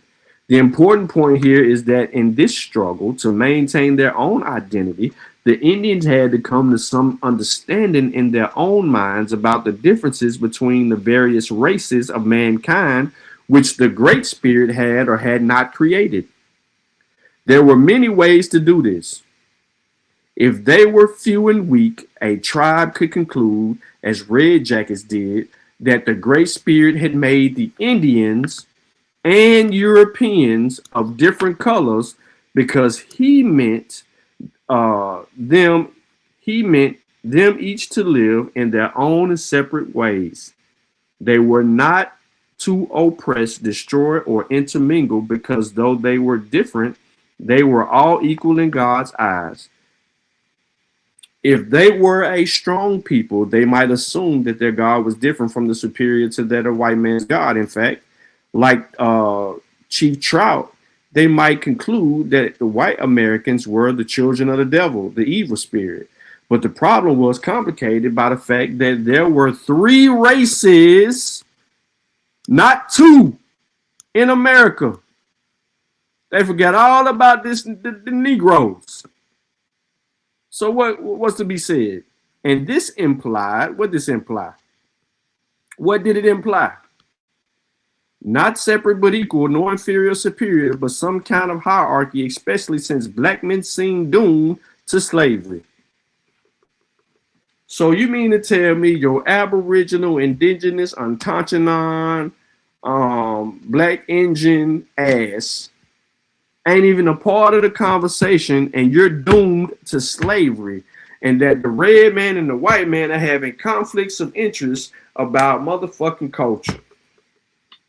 What's to be assumed, what's to not be assumed or assimilated to? Shit crazy out here, bro. Shit crazy out here. I don't even want to read no more, man. Cause this shit crazy. So all these motherfucking people, and then I add your black ass on the back burner. And we sit here asking, are the Abo-Indian Black Indians indigenous to Americas?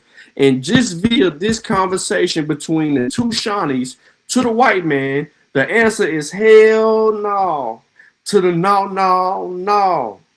That means that the Abos have to be the red men in order to stake claim to the Americas.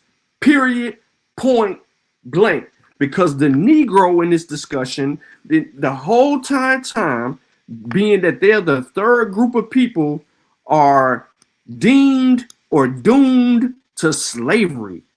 And the red man don't want that, no part of that shit at all. They want to be left alone, mind they goddamn business. That's it. But the black men were doomed to slavery.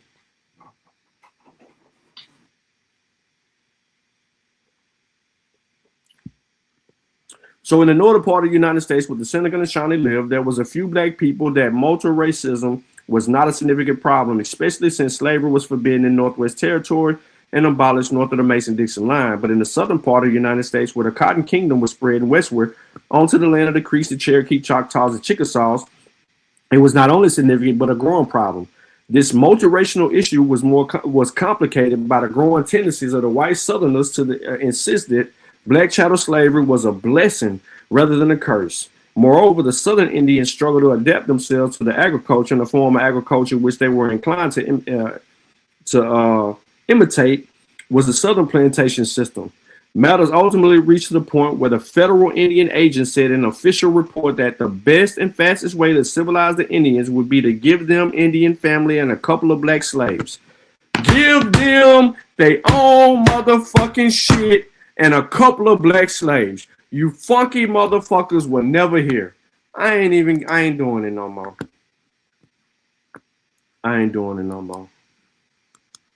Niggas wasn't here, bro. Niggas wasn't here. They wasn't even a part of this shit.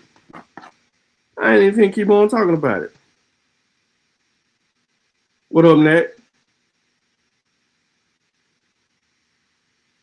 Come on, man. I ain't even get into my third source, bro. I got a whole nother source I want to get into. We'll be here way too long, and I ain't trying to stretch it all the way out. These dudes don't want no, and I mean absolutely no smoke. They're at complete odds with historical facts. You let these dudes tell these white men that they ain't finna concede to them and not keep their culture. Straight up. Y'all don't know what's going on, man. Y'all boy don't know what's going on, man. Straight up. Y'all out here lying, fronting, and all that shit. That's crazy.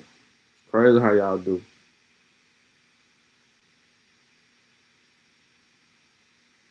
We just proved the thing to people. We ain't even got to talk no more. We got our answer. We ain't even get to the other source.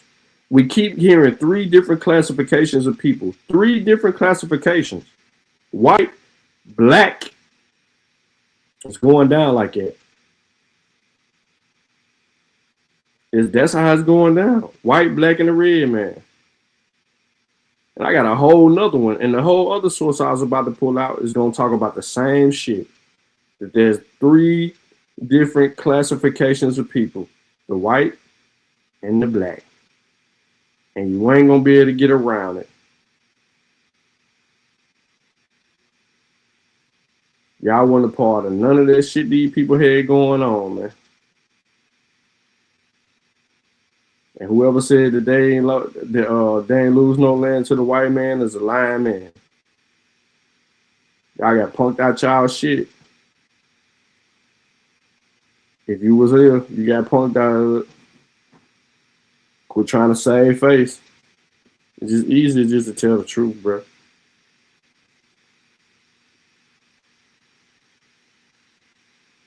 Just tell the truth. You know y'all black asses wasn't here. Fuck is y'all lying for?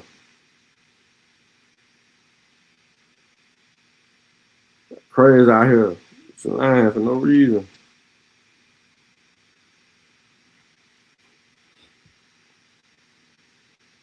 What y'all in here? Let me see. Uh-oh. Yeah, I done made the chat go quiet. Damn. Man, they heard that conversation and the chat went quiet. Oh, that's a deadly one right there. You make that motherfucking chat go quiet.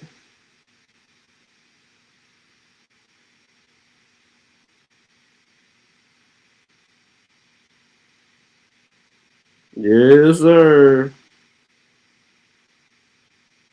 They ain't got nothing to say, do they?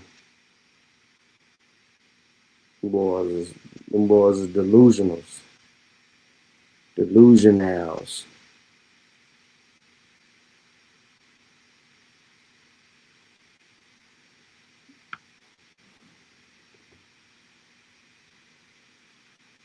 I mean, I'm trying to understand, though. I'm trying to see what's what.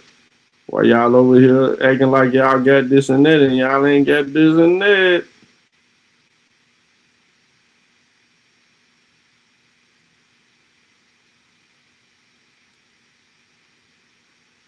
Quit lying on these people, man.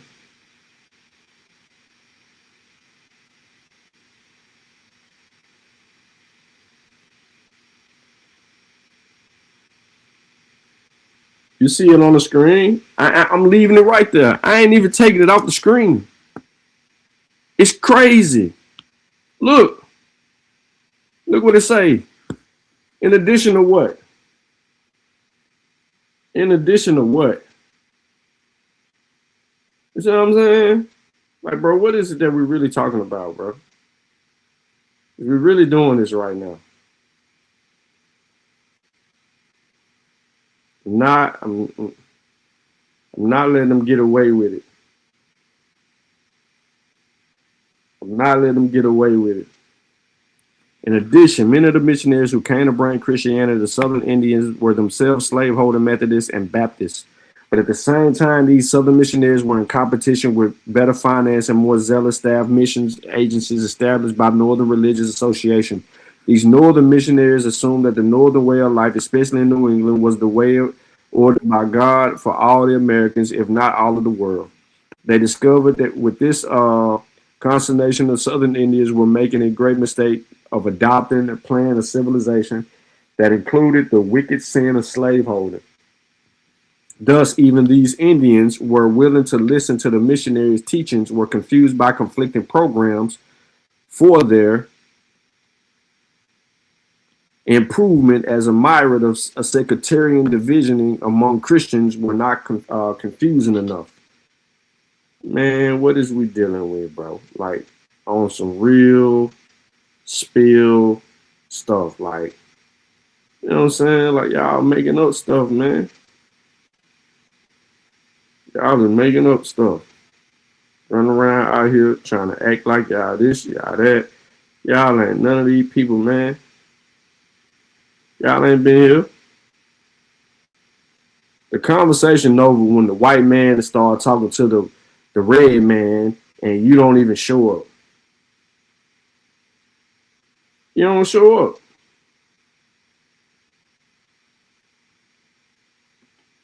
You didn't show up.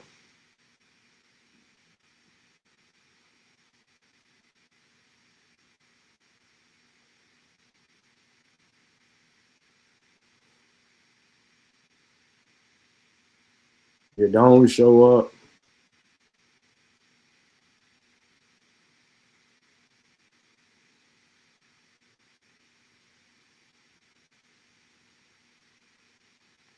You're tripping.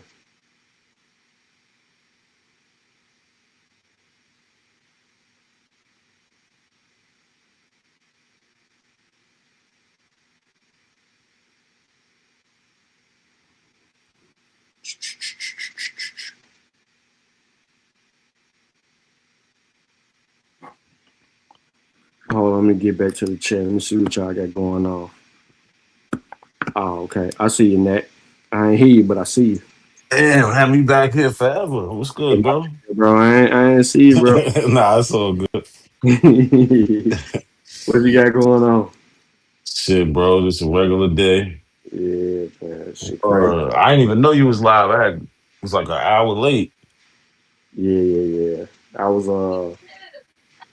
I was reading the anthropology book that absolute confused on, but I still got a whole nother book, man. It's called A Companion to African American History, and I wanted to get into chapter 7. Chapter 7 of the book, which talks about the Africans and Native Americans, and then it talks about the relationship, or what would be known as a relationship, between the blacks and the Indians, and how that worked, right? So now you have a way of being able to measure how shit was going with these different groups of people, and we don't see the eyeballs. The eyeballs ain't nowhere in here. You know what I'm saying? So they just making up history and making up shit. Man, they never around. You can't find them nowhere in history.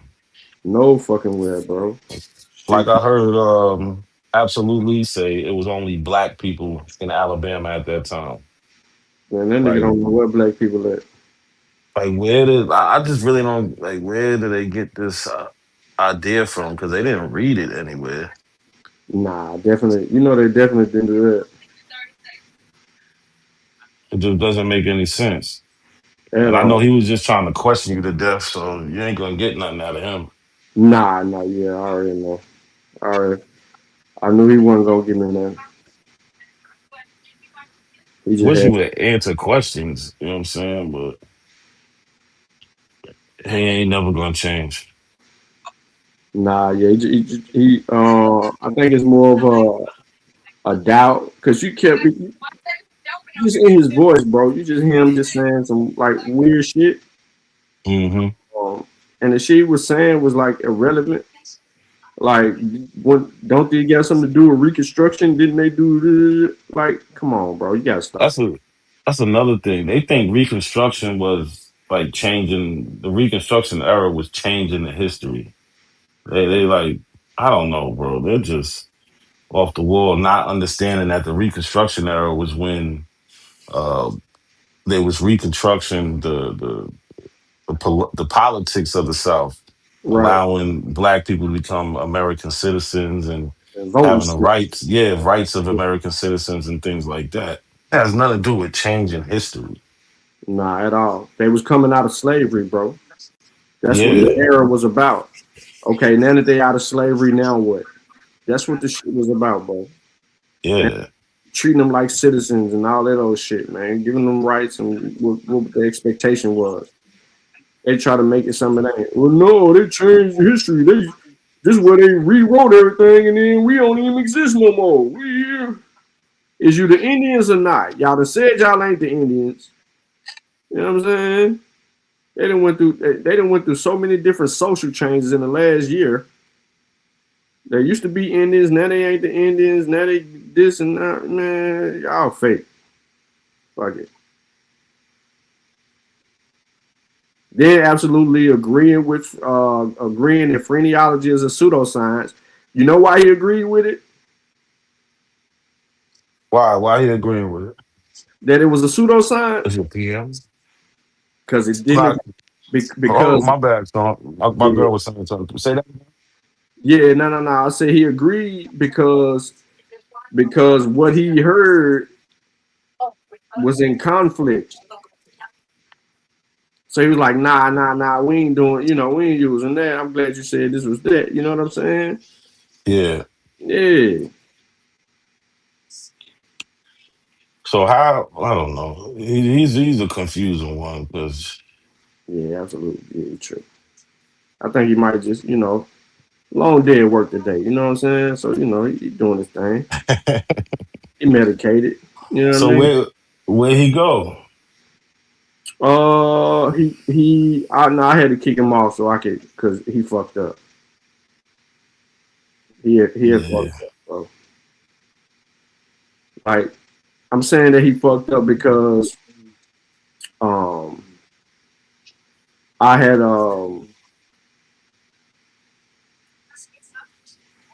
read a source, right? And reread it to him, and the whole time he he wasn't listening. Yeah. I already. He ain't trying to intake anything new. He wasn't listening, bro. So I just had to, you know So you what? had to give him the boot, the good old boot. Yeah, you ain't listening, bro. You finna ask me all these questions, and then goddamn, you gonna have melanated. She gonna say, "Why the fuck is you answer, Sean? Why is you answering these questions?" I say, you know what? It ain't worth Yeah, it, bro. melanated good for that. She ain't got no patience. Nah, just quit answering them niggas questions. That's it. That's it. Don't even answer their questions. But nah, on some real stuff for everybody that's listening in the chat. Any information that I actually, y'all already know where to go get. It's all right there, yo. I ain't hiding nothing. Ain't nothing to hide. Nah, we never do. We post our links. Definitely. So I kind of came in. I was a little in and out, but I kind of came in. He was questioning. They was doing. Blood tests Yeah, on the people that was there at the time, and he yeah. was confusing that with doing blood tests on the people from the past. Facts. So what was his like angle on that? What was he trying to? Yeah, he was just confused. He was confused. That's why I kept on trying to bring him back, right, and let him know, like, yo, like, you bugging right now. Like, the study is done on the people that they know that was in the area. And they not only did they do their blood, they extracted earwax from these people and all of that stuff. Mhm. And And he's under the idea that they all the Indians left. yeah, definitely under the belief that everybody got the fuck up and dipped.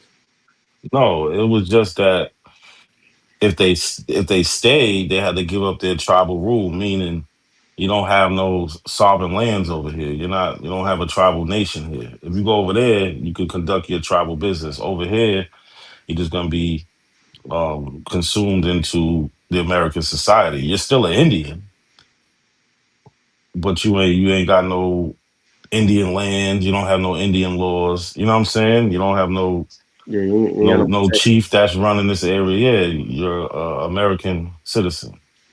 Well, at that time they wasn't American citizens, but moving forward, that's what it would be. But you was just a regular old person, but you're still who you are. Like, I think that's where they be fucking history up too, because they don't understand like the most simplest shit. Like, bro, you Mm-hmm. gotta overcomplicate this thing, man, to make it something extravagantly difficult. You know what I mean? Like, just keep it simple, bro. Like, this is what happened. Do you agree with it? No. Why? Why you don't agree with it? Because of Reconstruction.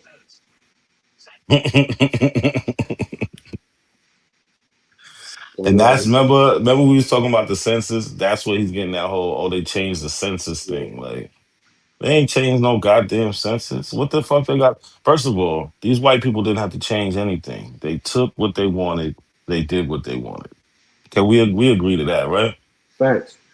So they didn't need to reclassify you. They didn't care if you was an Indian or not. They said this is my shit now. Do something about it. And some did. They went to war. You know what I'm saying? And Yep.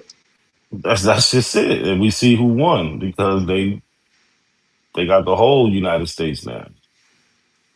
Um, so they didn't have to lie, right? And they definitely wasn't trying to think about 100 years from now. Let's start building on this lie. They didn't have to do none of that shit. They Nah.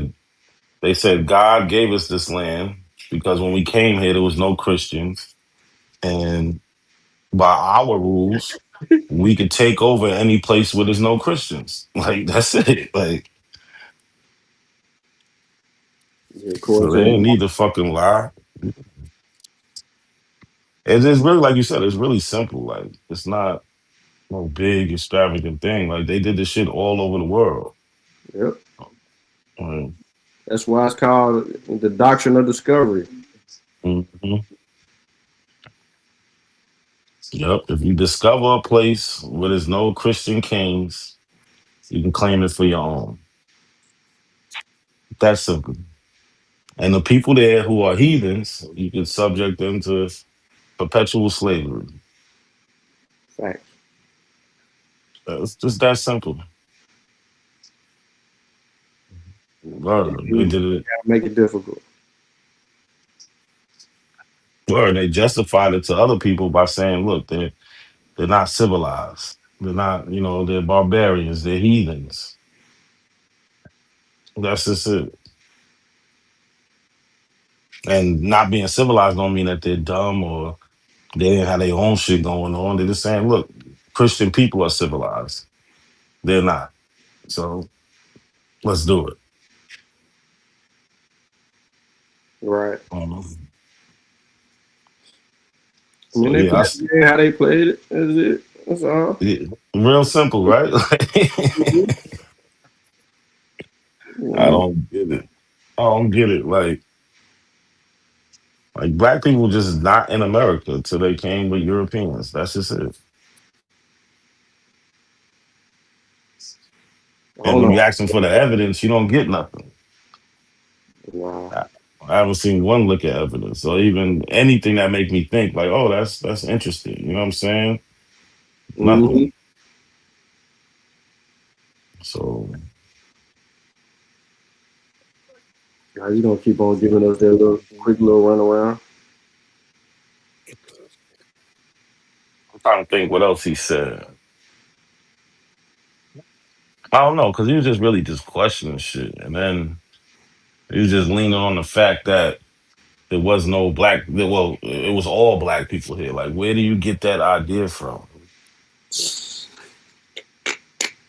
Like, can we get a source for that? Like, you know what I'm saying? Can we get a source for there was nothing but black people in Alabama? Yeah. Like, can we get a source for that? He was adamant though. He was adamant. It's like what he gonna run to Tuscaloosa, which means Black Warrior. But they said that he was painted black. So and they wasn't using black as in his physical appearance. They were using black as saying like, he's a fierce warrior, he'll kill some shit. You know what I'm saying? Yep. Like black as in like he'll bring death. Like, you know what I'm saying? Like not in appearance. But that's already like, I don't know. I be getting tired of them niggas, Sean. I already know. Yeah. Uh, I'm tired of them niggas, man. They be making that shit up quick. They definitely be making it up though. It'd be a hell of a freestyle. Definitely be a hell of a freestyle. It's like I was listening to Truth Zone shit.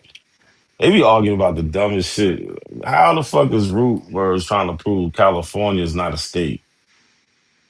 Like, this is the type of shit they be going through. Like, they said not a state? Yeah, because the flag says it has a flag with the Republic of California. Like, come on, man. Nah, you playing with me right now, bro. Or Lucky beat up Root Words this morning though about the Moors being in America. He did something dirty to that nigga.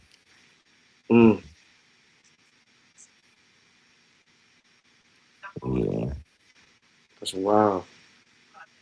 Ramon said lame hella gay. I forgot about that name. Oh shit. Remember when they made each one teach one, I think it was True Story, made all those videos of the abos like in history. Yep. Yo, I gotta go play some of them shits again. Them shits was funny as hell. Yeah. And then he had the one with the Dan Calloway as a baby. Yeah. Yo, them shits was funny as hell. Man. Well, Vino was on their panel the other day, True Story. And I see him in the chat. Well, I don't know who it is. That could be Rob Bourne or True Story, but they had did a live a couple days ago. Vino went up there just looking stupid, just questioning everything instead of actually bringing information. Like 1,000 questions don't prove your point. Like proving your point is demonstrating what your point is. You know what I'm saying? Like that shit never happens. It's crazy. Right. He said, we're the Black European internet Indians. Bro, yeah. Good luck on that. We ain't never getting them. Well, what was that? That's Rob Warren right there in the chat. That's what I'm saying. I don't know if it's Rob Bourne It's Rob or Warren. True It's Rob Story. Warren. Yeah. It's Rob Warren. Hey, Yeah, chilling though. Rob Warren in the gym. You probably in the gym working out. Oh yeah, you know that lifting 1,500 pounds over his neck, over his head and shit. Yeah. Nah, but I heard so nah, I'm gonna see what YK do with his bill, and then see where it go from there. Cause he be in there with Lucky, him and Lucky. You know, You said YK, what he got going on? Yeah. So he get with them. He get with them on something, bro. He get with them something that they was up there doing. They was running off at their little mouths about. So apparently they want some smoke about something. So he pulling out the codexes on them. Oh yeah. I know what you're talking about now. Yeah, and they was eating. They were basically eating humans and shit. Right. Yeah, I know exactly what you're talking about. Yeah, shit crazy. But nah, man. I probably will go live. Get with this other source to add on to this one. Cause ain't no way I'm gonna try to slide it in now. Yeah, I like this one right here. Oh yeah, this source right here. Yeah, this is a good one. JSTOR article. Definitely gonna get my hands on that. Yeah. Oh shit. Cause there's still a little bit more to go to the JSTOR. But it's definitely good because it went directly into the conversation.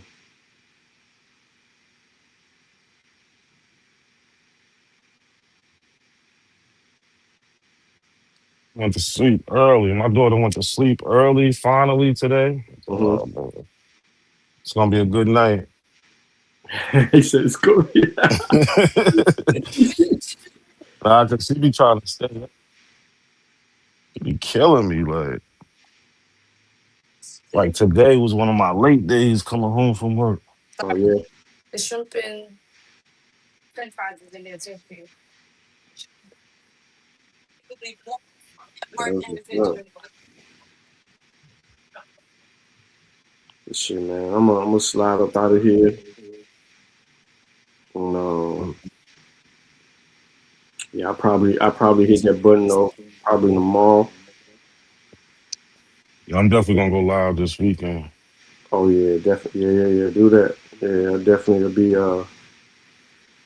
I got a couple things I want to talk about.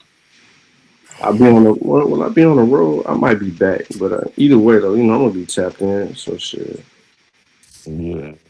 definitely make that happen.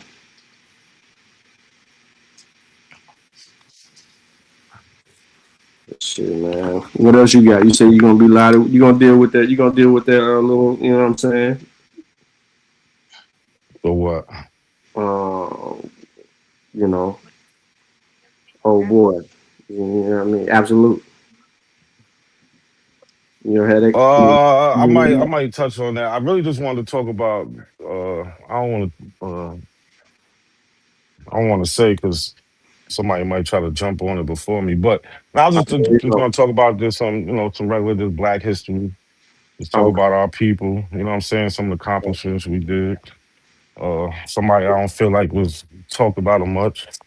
There was a conversation I heard the Abels having, and it was kind of like trying to down talk this man, like because he did something for the Union. You know what I'm saying?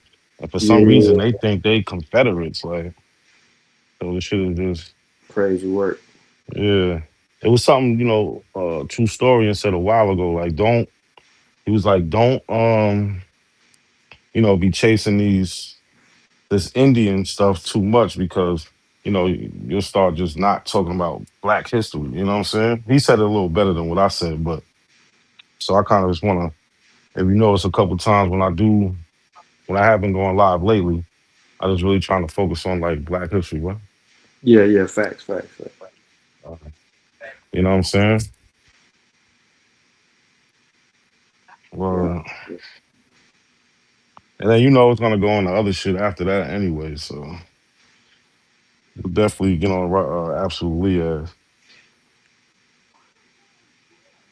Yeah. Definitely gotta get with him on that. But ain't no way you thinking you Indian and all your when you do your genealogy is saying Black, and the only excuse you got is, oh, they changed the census. But meanwhile, Right. you can look on that same census, you can find Indians. So why did they change your people, but not other people's shit? Why is there Indians at all on the census? You know what I'm saying? Yep. You just that important that they changed your shit.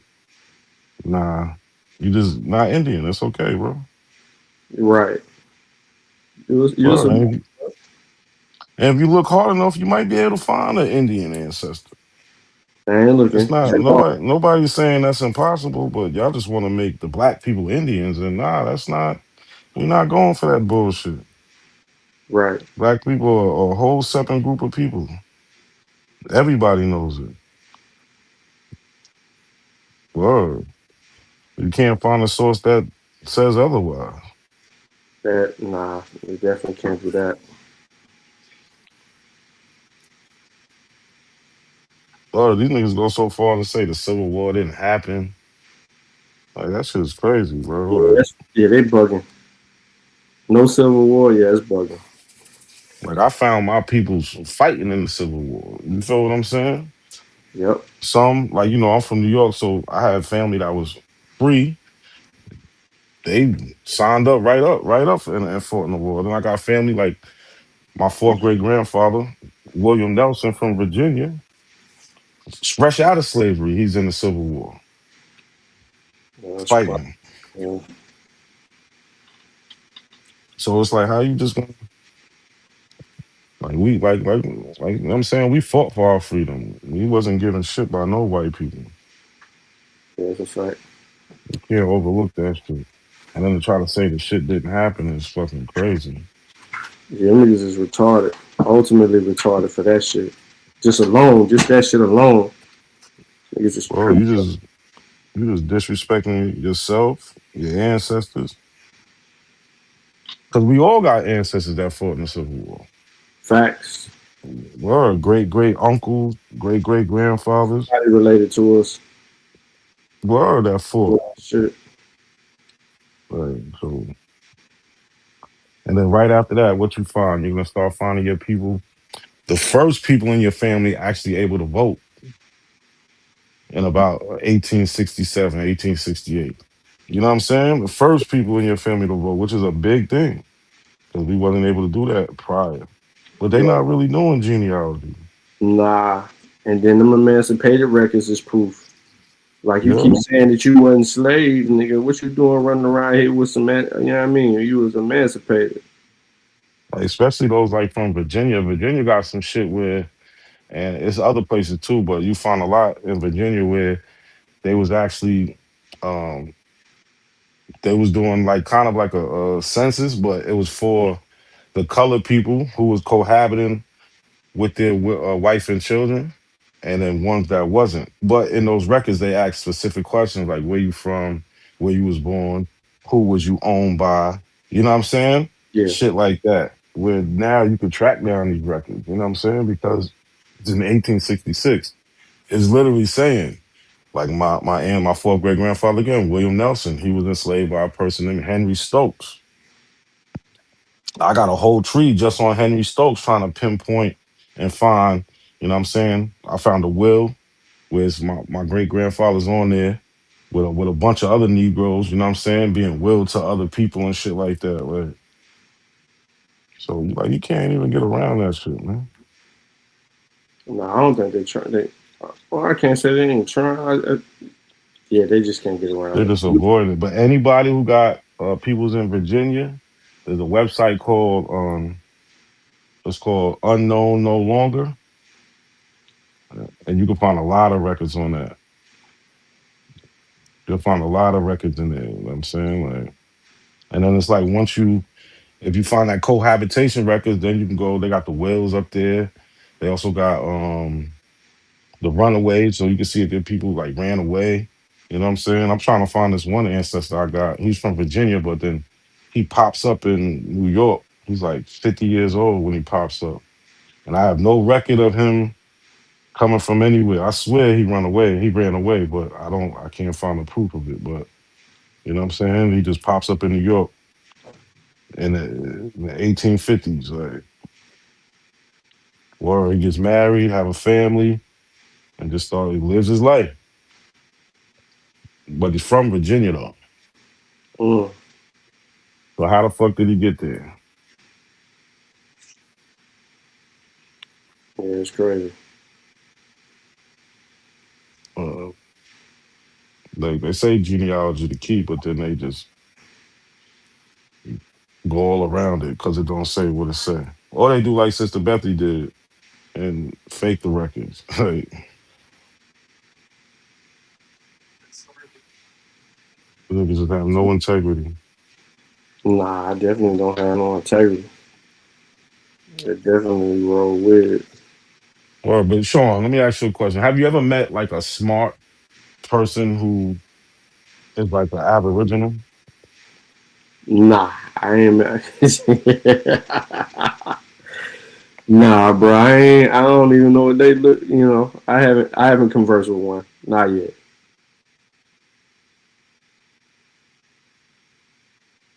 Nah. Well, that's the crazy part. Well, that's Yeah. the crazy part. Like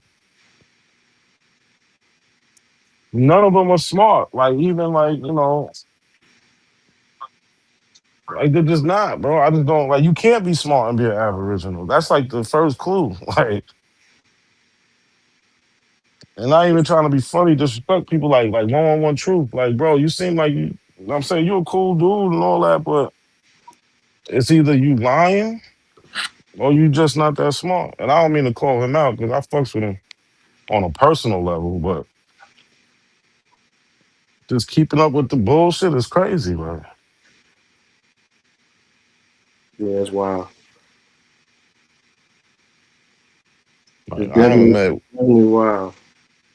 or they got low emotional IQ, uh, intelligence is low. Like,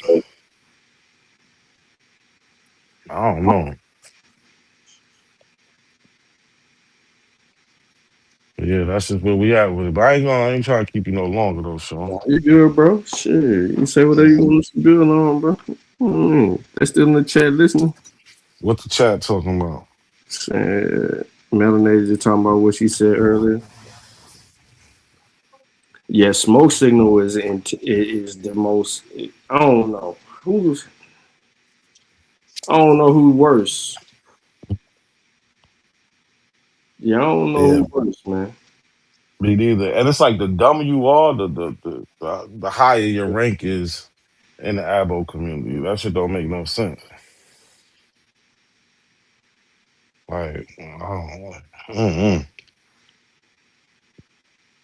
Like these niggas be arguing about black KKK members. Yeah, that's crazy. Hitler was black. It's Yeah, just like there's things that you can get confused about, but like this is plain and simple shit that just ain't right. What the fuck is a black person being in the KKK for? When it was literally made to violate your rights as a citizen. They ain't want you to vote. at all. You know what I'm saying? But what the hell they doing in there? Now, could some black people have helped the KKK? Yeah. Because they probably had them niggas in a real compromising position. And they like, yo, listen, if I don't do what these niggas are asking me to do, they gonna kill me. They gonna kill my wife, my kids. And you know what I'm saying? So could they have Yeah, helped them in certain ways? Like, yo, yeah, oh, they're hiding over there, or these guys are making plans to do this, but actually wearing a hood and doing all that shit, hell no. They ain't like none of them. Like, it just didn't work like that, bro. These niggas had a argument about that shit about lasted like a month. Word, like absolutely. He had a little bullshit ass debate with Aboriginal Power about that shit. He trying to prove that Nathan Bedford Forrest was black. Like that's the shit that be pissing me off. Like, yeah, it's crazy work. Yeah, but that's the crazy work in itself. shit don't make no damn sense, man. Yeah, like Melanated said, all smoke do is ask questions, man. Yeah, they all do because they ain't got no real argument, so they need to try to cast a doubt.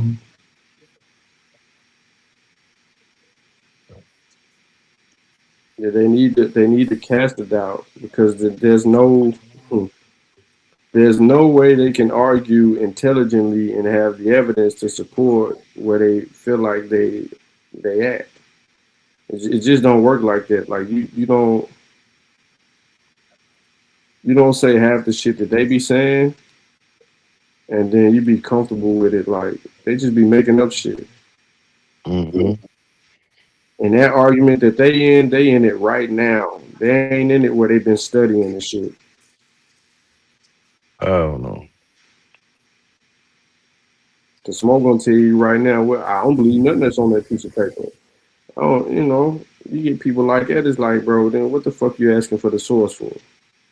Or like he'll compare a historical document to the Bible.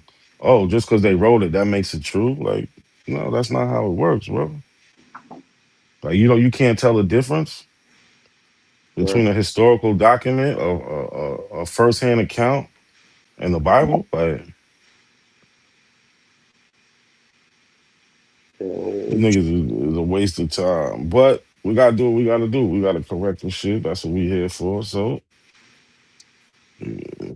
So somebody gotta do it, right? Facts.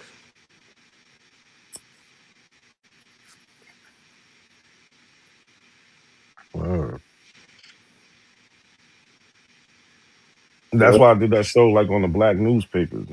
Cause it's Yeah, I like, already know. See, and I got that book too, bro. Shout out to Saneb and Rob and them, because they the ones that put me up on the book. Hold on, where my book at? About the black press. mm-hmm. My damn book at though. Yeah, they definitely put me onto that shit Oh yeah. Early African some American. years ago. Yeah, early African American print culture. Mm-hmm. But it's like, where y'all at in history? Like, Yeah, they non-existent, bro. They ain't even got no towns named after them. You been here all this time, bro. You ain't even got a fucking town. You ain't got no little community or nothing. like these motherfuckers will say they civilized the world. They went over here, we went over there. Well, where's your footprints at? You feel what I'm saying? Where is, like, people go places and leave evidence of things. Where's that? They leave their influence. Where is that? Oh, they that's when they bring up the Reconstruction era again. Oh, they changed everything. You know what I'm saying? Like, Right. that just can't be your answer for everything. So there isn't one shred of evidence left. They just wipe y'all existence out, and then y'all figured out who y'all was in the 2000s. How make that shit make sense? Nah, they definitely can't do that. They can't do that to save their life. Because if they could, man, they would be on all these shows. They'll be on something that are heavy. If they had that evidence, bro, they would be, man. It wouldn't be a show they wouldn't be on. They'd be trying to instigate us to argue with them niggas. They would literally be famous. Yeah. They think that science and, you know what I'm saying, is made to cover shit up. No, people get paid for making new discoveries. That's where the big money's at. You know what I'm saying? Not to cover shit up. Oh, well, if you come out with something new, they're going to just ostracize you from a community, shit like that. No, that's not how it works. If you make a new discovery and it's supported by evidence, people's going to challenge that, and they can't challenge it. You know what I'm saying? They can't debunk what you're saying. It becomes, okay, it's true now. Like, y'all would be on every news station in the world. Oh, we got evidence that black people was always here. Yep. Talking big shit. Word. You'd be, see, I told you. Mm-hmm. And can't none of them say, see, I told you. I don't know. They all gonna be FBA soon.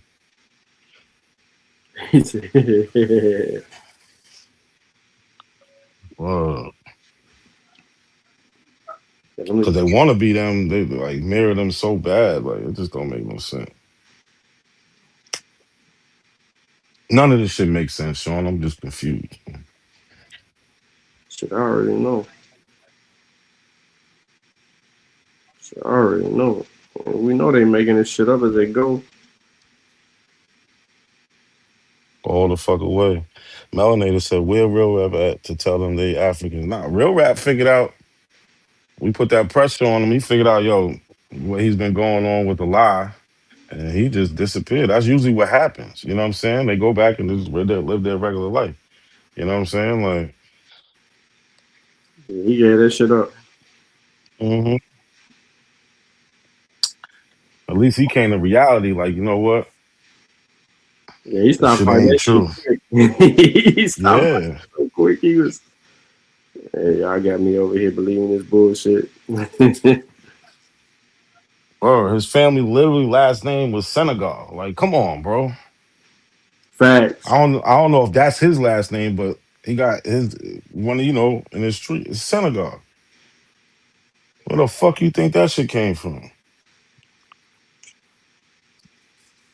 Yeah, he definitely did. That was wild.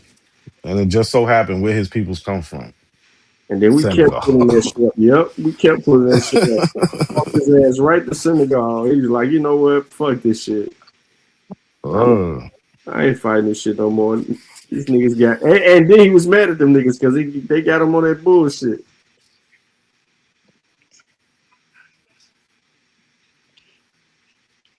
We need to get Denzel Roberts' ass. Right.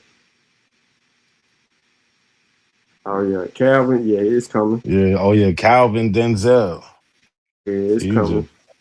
he's over there miserable because his shit ain't growing. Motherfuckers be fucking with people that he don't like.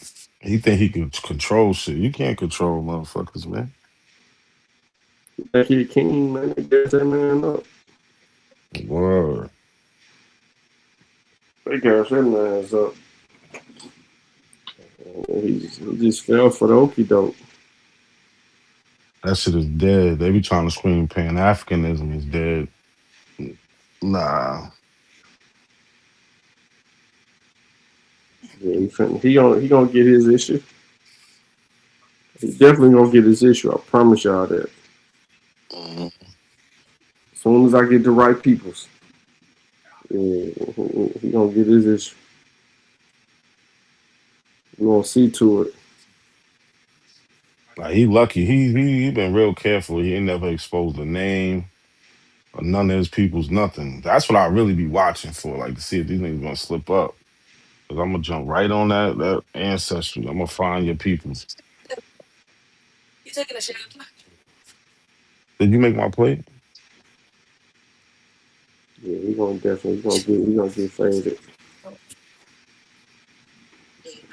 Well, I baked cookies today, right? Yeah, And he I'm like, definitely oh, gonna get faded. come on.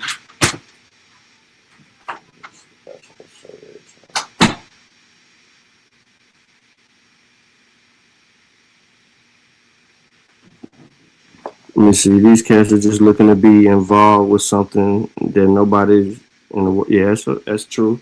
He said people try to use the Racial Integrity Act of 1924 as proof. Yeah, Yo, that's ridiculous. yeah, Because yeah. even if you read the laws in the Racial Integrity Act, one was about miscegenation, one was about public transportation, and the other was about it was three laws, and the other was about um She did it.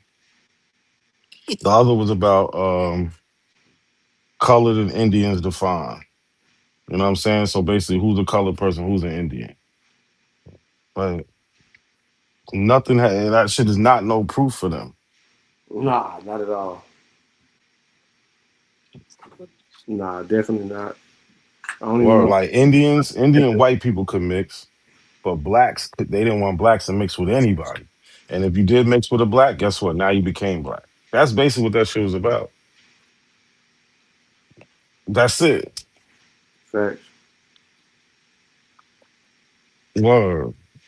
That's literally what that shit was about. They do not want nobody to be fucking with no black people. And if you did, okay, you can go be with them now. That's all. But whites and Indians, they can have sex all day. That's a fact. So that shit do not prove shit for them.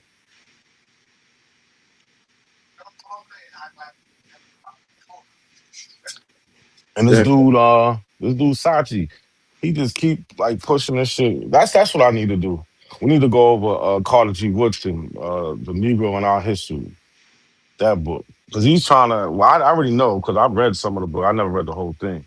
But he's trying to make the point that Carter G. Woodson is talking about Indians in that book. Hold on, which book? Negro in Our History. Mm, I'm kind of feeling like it's a footnote. It's a footnote. Oh my Carter G. Songs of Black folk. And like he's taking something out of context that Carter G. Woodson Yeah, said. we know it. You and I both know that he's taking something out of context. Yeah. Automatic. Like And we understand, like Sean, we are not Africans. We're a descendant of Africans. There's a right, difference between a yeah, continental African and African Americans. We understand that. So he's trying to take what Carter G. Woodson said. I don't know what he said word for word, but he was just saying like, "Oh, not all of us are Africans."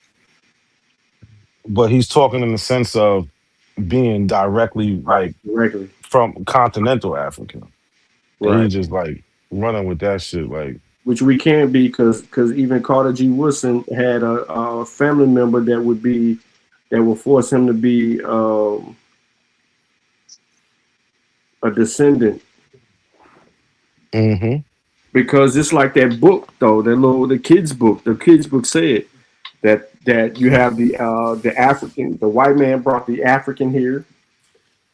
The slave is the descendant of the African, and the free Negro is the descendant of the slave, which is the descendant of the African. Mm-hmm. Yeah, I know exactly what you're talking about. Yeah, that goddamn children's book is simplified it, and niggas is tripping. That shit doesn't make that shit remind me of Vino talking about a black person or a Negro is somebody from warm climates, and that it's like a Dutch children's book or some dumb shit. Like, nigga, if you don't go somewhere, you ever heard him say that shit? Yeah, I heard Yeah, that say dumbass shit all the time. like this nigga crazy.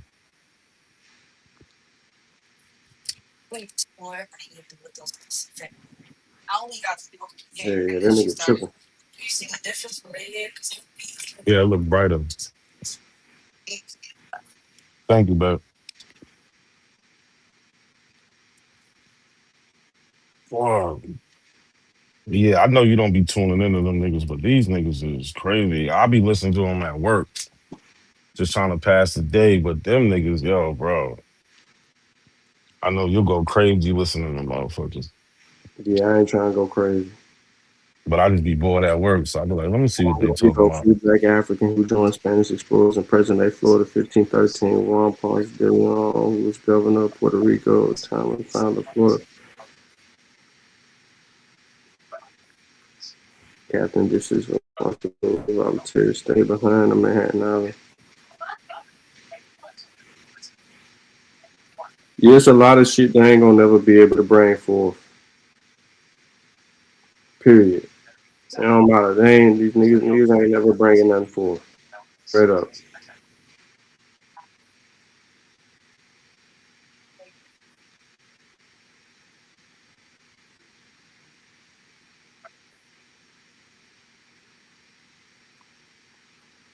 Shit, man, I'm gonna slide up out of here, bro.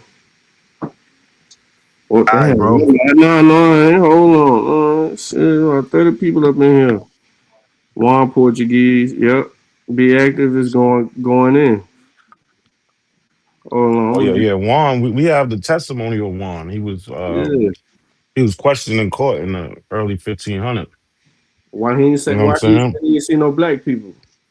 Yeah. And why is he the first? You know what I'm saying? If they always been here. Like, come on now. Juan didn't say he seen not now black person over here. Like not now. Not a one. Yeah, the more he come later. But that's just proof though. What you be active, everybody that you putting right there, you go to the black hospital yet? You're almost at the black hospital. But yeah, every black person that is associated with what you're saying in the Oh chat, no, he brought up the hospital, I think. yeah, or the Spanish. Yeah, Those number 7. Yeah. oh, he did put it number 7. Yeah, lot. Yeah, nigga. Yeah. You know, That's a fact. who the hell is be active? Is that I Cali? don't know. I don't think so. I see that I see him all the time though. Yeah, niggas, he switches page up. But yeah, so how was the first hospital in Hispaniola that was made by a black woman? How was that the first? The black people was always here. Right? And I think she started out like in a little shack, and then they was trying to get more money for her to build a bigger one. Mm-hmm. Word.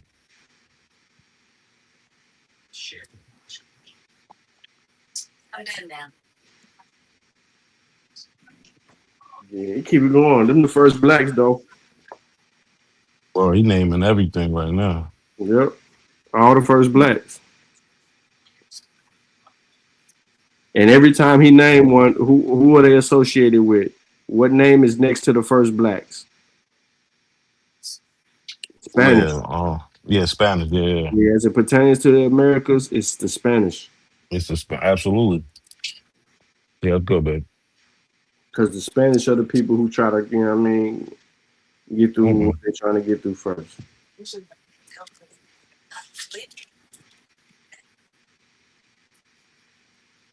Straight up. Yep. Who introduced smallpox to the Aztec Empire? Yep. Cortez. He was with the conquistadors. That was a whole problem.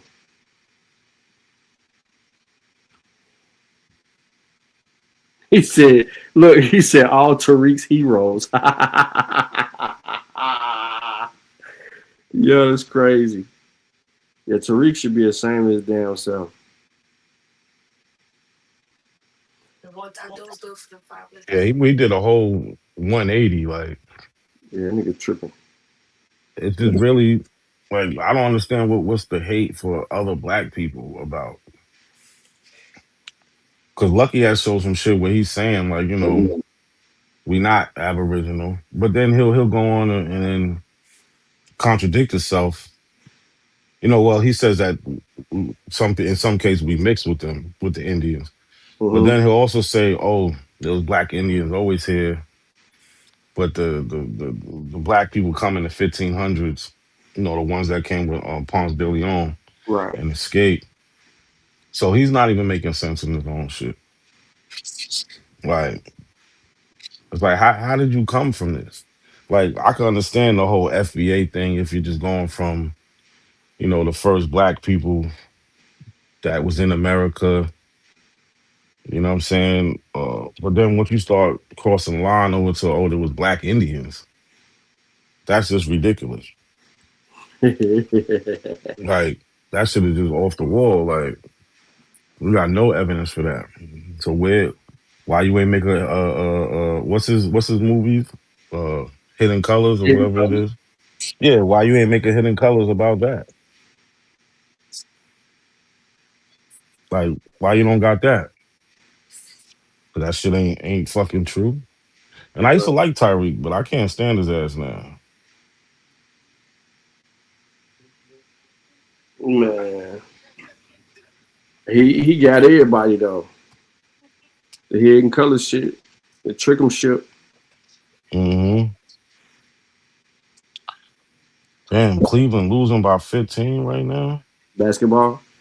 Yeah, Yeah, that's crazy. they ain't playing cohesively right now. Nah, That's some way other shit.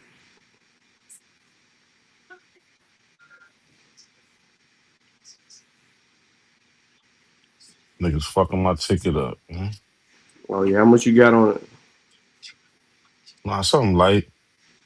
I Oh, don't okay. even bet crazy, but I need to stop doing that shit. I'll be betting probably like $20, $30 a day. But that can start adding up. That's a fact. Or I don't even know how I got started doing that shit. Lucky. Yeah, Blame that shit. absolutely. Blame that shit on Lucky. Word.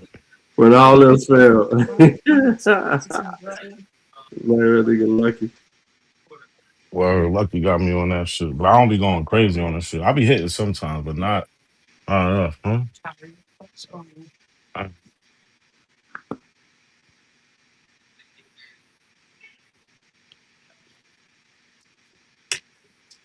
Hey yo, like this source kill him, man, because it's like every source continues to say red, the red man, the black man, and the white man.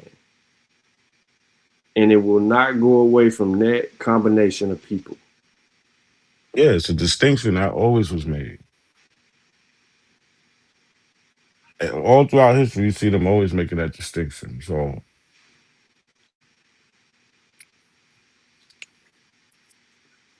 You just gotta accept that shit. Like you tripping, you bugging. Yo, but then they go on and be like, yeah, look, I'm red. You know what I'm saying? They actually be saying to themselves, I'm red. Look at my brown skin isn't brown, brown like the African. I got a tint of red. Like, nigga, are you crazy? Like for real. Yeah, they be trying hard. I don't get it though. I don't get that. You be trying way too hard, bro. Bro, they internalize all that negative stereotypes that was put on African Americans, black people. They internalized all that. All the negative stereotypes that was put on African from the continent, they internalized that and be like, yo, I don't want have nothing to do with that. The same way back in the day, black people had some white in them. They'll Mm-hmm. turn that white into Indian. They'll be like, you know what Yeah. I'm saying? Like, oh yeah, nah, that's our hair's like that because we mixed with Indians. No, y'all mixed with white people and y'all just ashamed to say that.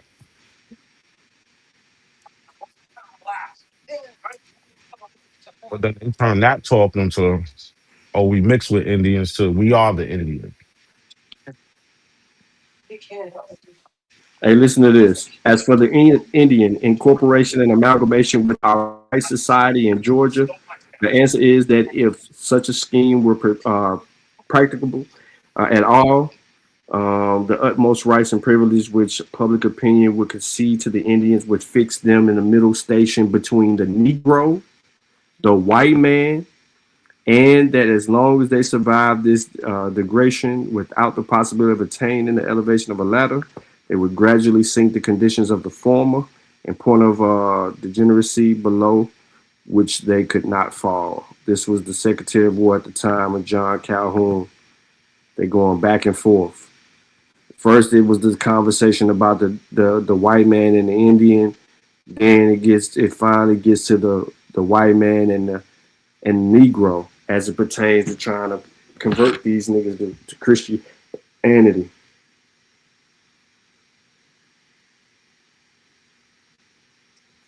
We ain't gotta play no game. Nope. Gonna keep beating them up. Damn, where Ab Lee at? He need to come back. I believe he listening. That nigga can come back. He popped back up though, but I was reading. I wasn't finna add him, and then he changed my shit. Nigga, get me all off topic.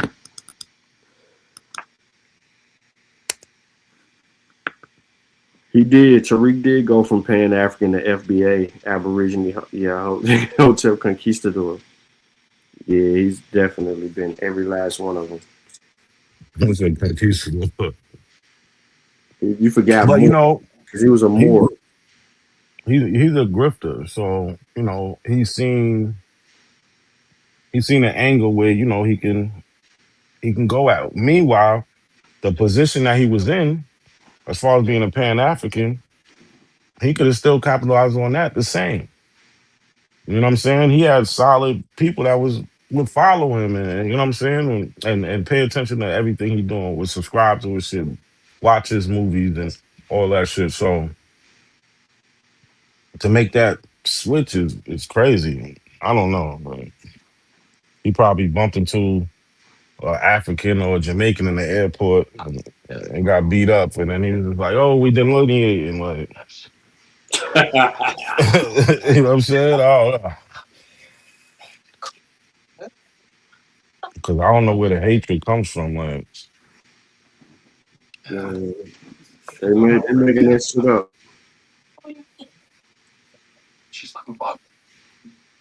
Do you know that for a fact? Making that shit up as they go, bro.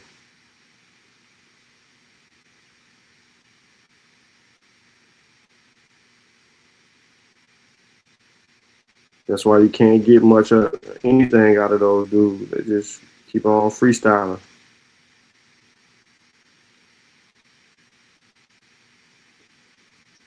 or like a conversation with them is almost impossible.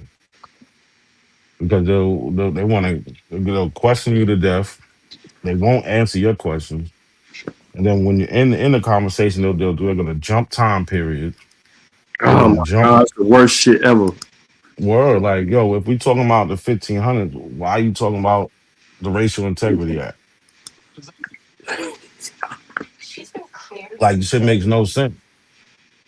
Like they'll talk about shit that don't have nothing. Like they just Gish Gala be everywhere. And it's like, bro, like they suffer from information overload, like, and it don't even be correct information.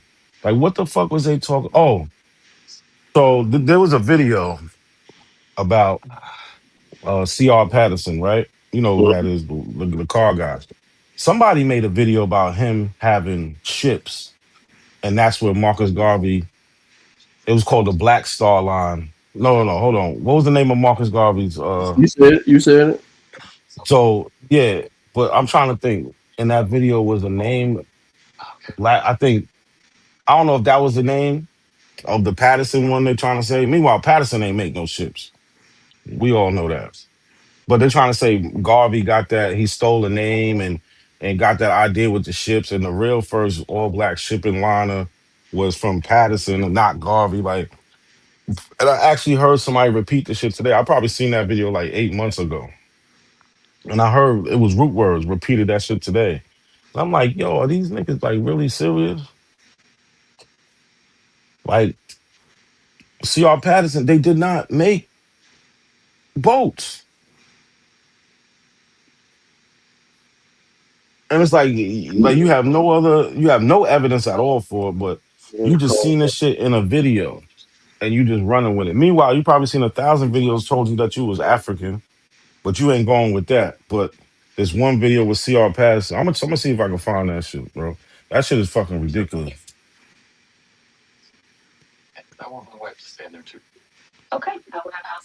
You said they was You on never, who's huh? you said whose channel they was on that bullshit? It was some, I don't even know what channel it was. Like that video just popped up on my timeline one day. And I watched like a couple minutes of this shit, but Root Words had mentioned this shit today, what made me think about the shit. But in the video, they don't give no evidence.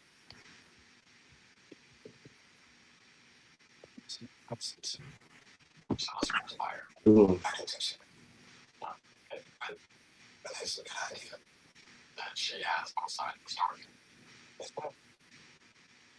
Oh, this is it right here. Which one? He live right now. We're on the street. Oh, back? Yeah, Yo. yeah, nigga Oh, I live. thought,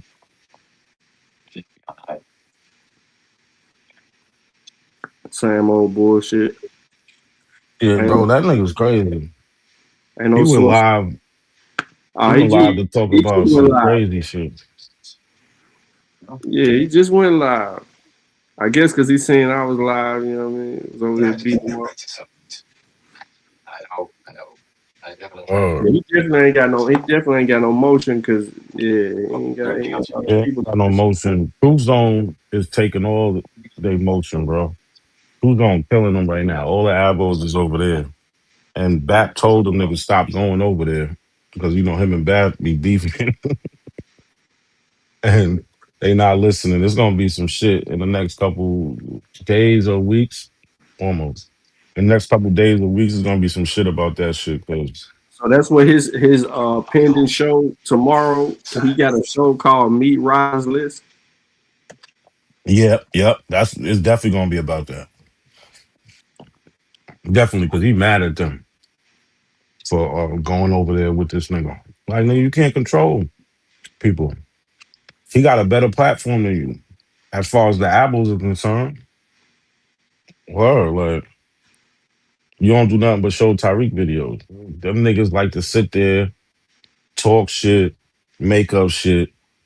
They don't want to learn nothing. They just want to get up there and be angry. They got mood swings. Them niggas is all bipolar. One minute they all angry, cursing everybody out. Then they chilling. Then they arguing with each other. We don't even got to go up there, bro. They just argue with each other all day. Like, shit is fucking ridiculous. Yeah, that shit crazy. Like, I never seen it. I'm niggas be talking about killing each other, all types of crazy shit. And Robert Lee be going over there trolling the shit out of them. That shit is funny. Probably in the chat. Well, he was. I don't know if he left. Robert Lee be killing them over there. Yeah. But, you know, he talk shit with the best of them. That nigga funny as hell, bro. Yeah, I already know something wrong with them niggas. And them niggas definitely keep me entertained at work. I be like, yo, these niggas is crazy.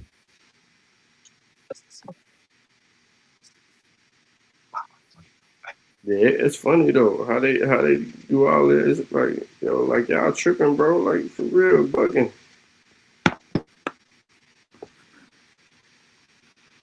For real bugging.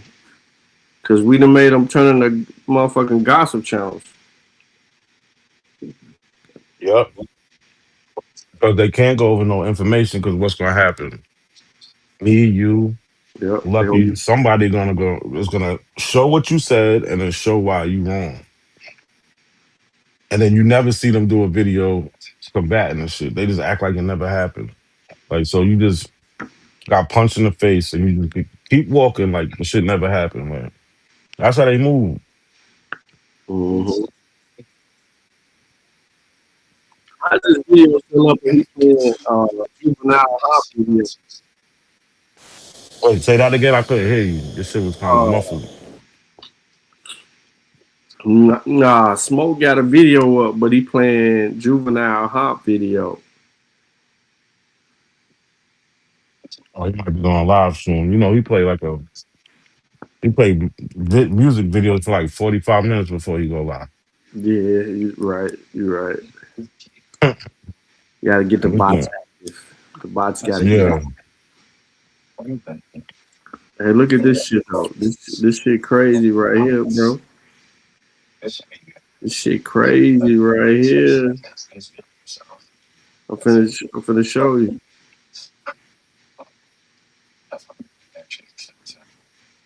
Look who it is, bro. Ling Ling. Yeah, Ling Ling. Ling Ling with a Teenage Mutant Ninja Turtle, bro. Then they showing off his pets. That's his cousin. Yeah, look at him. That's Leonardo, Michelangelo. Then he on screen with his pug. What kind of grown ass man got a pug, bro? I believe he got like, yo, what's that? No disrespect. It's my little cousin. My little cousin and niece got that shit. What's that shit, man? Autism. Autism, yeah. He definitely. Yeah, I think Ling Ling might have that for real. He is. Look like he live in the projects, bro. Look at them gray ass bricks, and then he got a whole. He got a whole. Look, he got a whole picture he colored up there, yo. Yeah, he definitely got some issues. I see you, Lee. That nigga Chat GPT everything. It ain't got nothing to do with the subject. Remember that one time he was on my panel and he brought up some book, and the book was what was the book saying? He was trying to prove something about black people and Indians, and the book is saying black people mixed with Indians, but they're talking about this whole African thing and all that he tried to just skip over. It was like 3 pages before that. Like come on, bro. We read this shit to that nigga, man. That nigga, he get caught. He was mad. He was real mad. But it's like, bro, this is what makes me think that y'all know y'all lying. So it's like, why y'all even going about this shit the way y'all going about it? Like, they gotta keep it loud.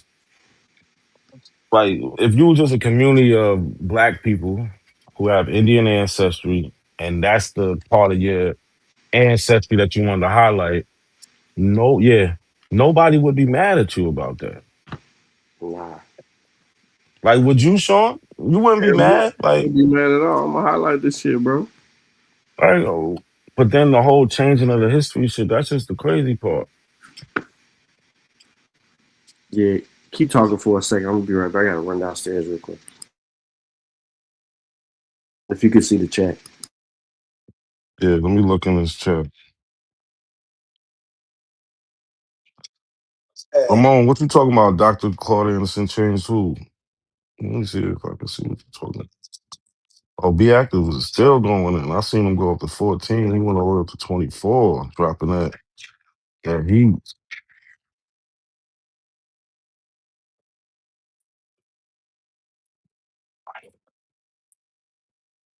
Oh, I think you're probably talking about Tariq is the one who changed. Yeah, but that book Powernomic with Dr. Claude Anderson, and he uses the phrase natives, native Black Americans.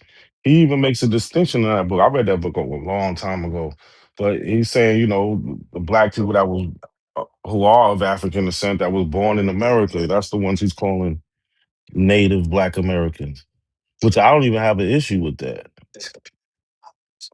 Because at the end of the day, we are different from continental Africans. You know what I'm saying? We have a different DNA mixture. We got different, a different history, a different culture. You know what I'm saying? Like, I don't see the problem with us being our own people. But even just being your own people, you don't disregard what your ancestors are. Like we was brought to the new world, and we created our own identity.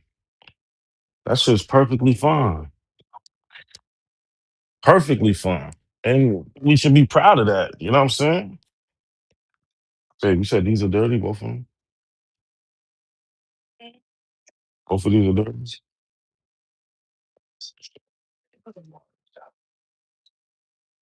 Well, we should be proud of that. Like, I'm a proud Black African American.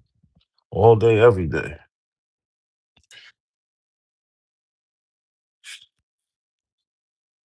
Word. Let me look back in here.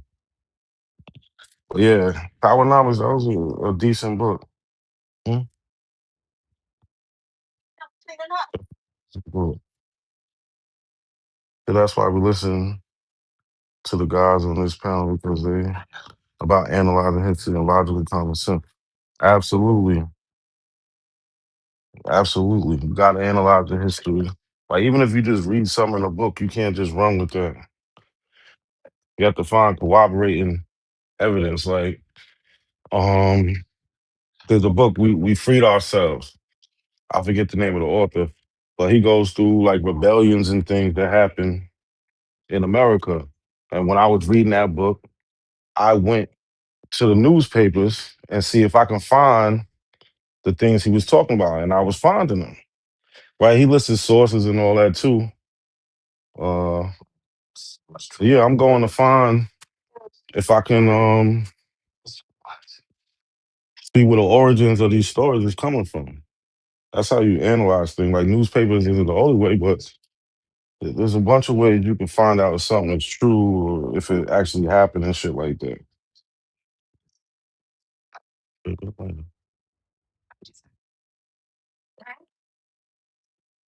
Oh, absolutely.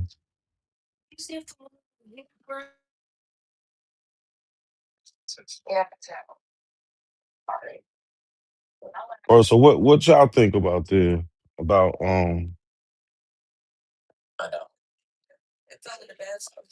what y'all think about how the Abos is erasing our history? How do y'all feel about that?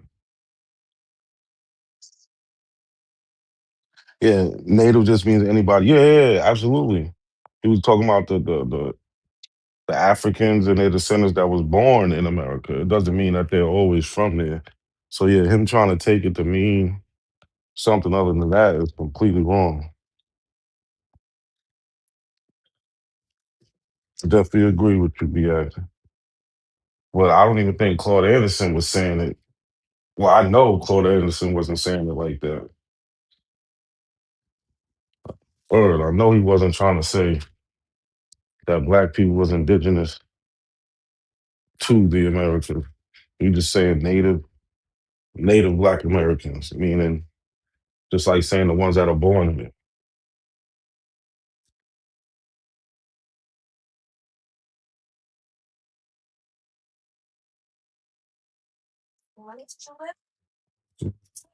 Hold on, y'all. Give me 1 second, y'all.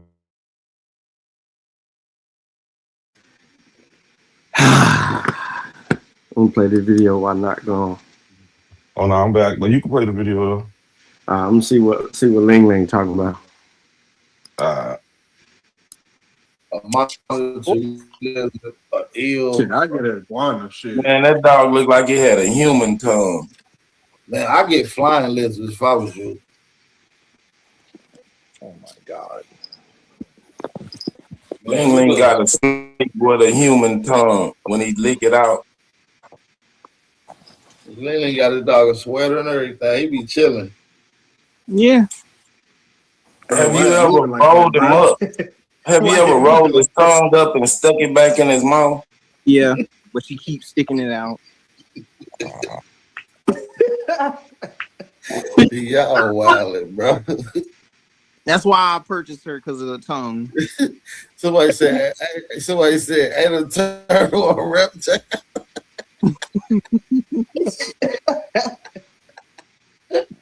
I thought you meant insect. Yeah, I meant insect, fam. I fucked up.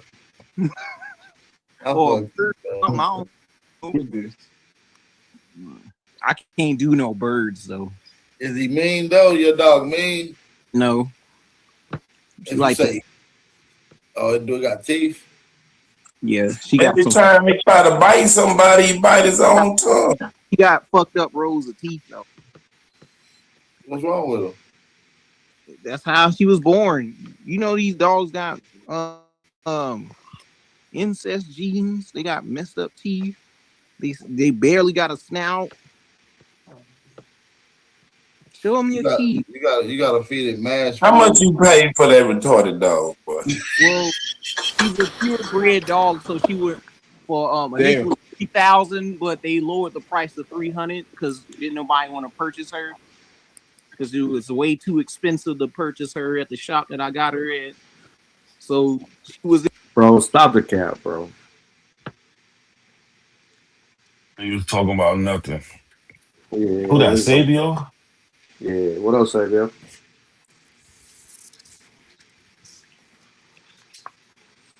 Peace, Sabio. You on mute. What up, yo? What else, Sabio? What's up with you, man? What's good in the hood? Well, he having technical difficulties. To an extent, there's a background conversation going on that I'm not trying to have overheard and things like that. So that's why I was going on mute. But what you were just saying, I wanted to when you asked about how do I feel or how do we feel about Abo trying to erase our history? Oh yeah. It's disrespectful to their ancestors and their people who made it possible for their black asses to be here today. To say that they're not who they were and they didn't go through the things that they went through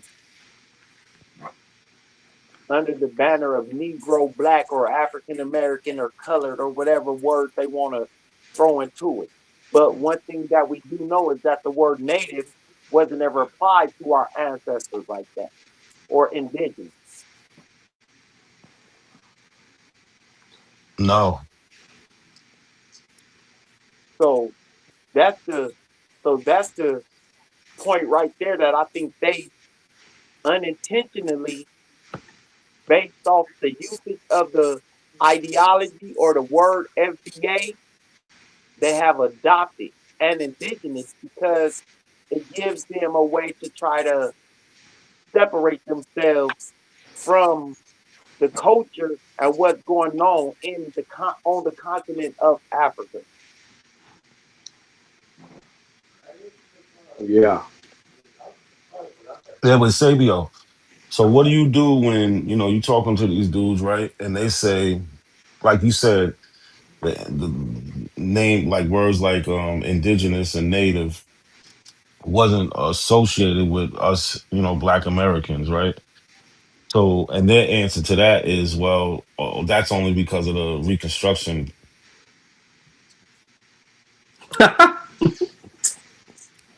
So they basically trying to say they was calling us, Indian, Native, Indigenous, but because of Reconstruction, we can't find that anymore. Reconstruction. If we got to jump all the way to Reconstruction in one specific incident and with one specific group of people in one specific land, then that means those people who are making that claim need to do more studying and reading about the history of our people in this land. Or maybe their grandparents did them a disservice. Or maybe their parents did them a disservice. I don't Shit, know. society did. Nah, yeah, I agree with you. What if their parents was crackheads, bro? I mean, then, you know, That's that that's a that's disservice. a different conversation, and that's a disservice. But that is a different conversation because a lot of the people that we talk to, there were crackhead, unfortunately. But that doesn't negate the learning or them not attempting to learn who they are or wanting to really know who they are because they were incorporated and enculturated around certain things that gave them an identity from a young age. And it wasn't indigenous. They wasn't around people doing hula dances or rain dances and shit. They didn't go to those types of parades and festivals. So for them to be sitting there sitting on our people like that, it's just so many different ways of messed up and fucked up. It don't make sense. But again, to Don't them, mix. Go ahead, my bad. but to them, it does because they're what delineating somehow. I don't understand what they're delineating from. Like I like to say, and as I've become fond of saying, we delineated long time ago. Yep, So absolutely. there's no more need to delineate. Like we went through a period in the 1800s where a lot of us were still doing African stuff. Others was doing the Christianity thing.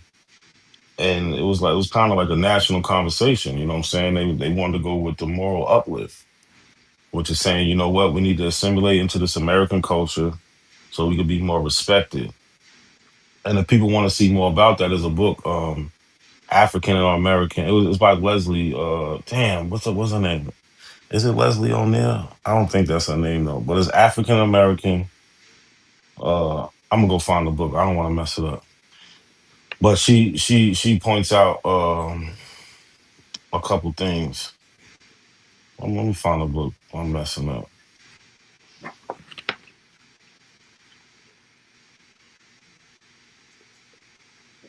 But again, when we talk about things like this, NAC and Sean, we're talking about things that people aren't willing to look into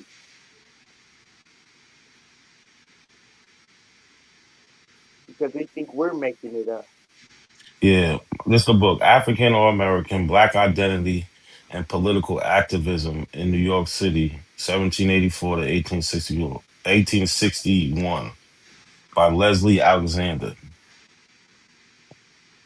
And she talks about this whole moral uplifting that, the black leaders wanted people to adopt more into this American culture, but they wasn't saying we're not African. Right, They're just saying, hey, we're here in America, so we need to assimilate into this so we can be more respected as a people and not look right. like some uncivilized people. And that's that delineation. That's the Um, definition right there. yeah. So Melanator says something. She said, Nat, you see how they accept that fake Abo Caribbean dude? They talking about Nadi. I know y'all might know who Nadi is. They ignore real history and accept his remix Caribbean history. He's from one of the U.S. Virgin Islands. But yeah, he'll sit there and say like Africans are not. There was no Africans there, and all this other just a bunch of crazy shit. Like, and he gets called a tether a lot too, but for the most part they accept him.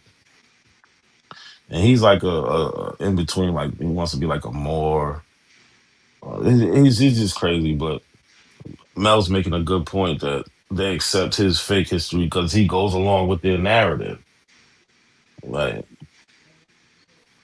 it's just crazy. But yeah, we've been delineated in the 1800s from being anything other than we're just gonna accept this American identity. We're But gonna. if y'all ain't read that book, if y'all ain't read that book, that was a good book. And you know what?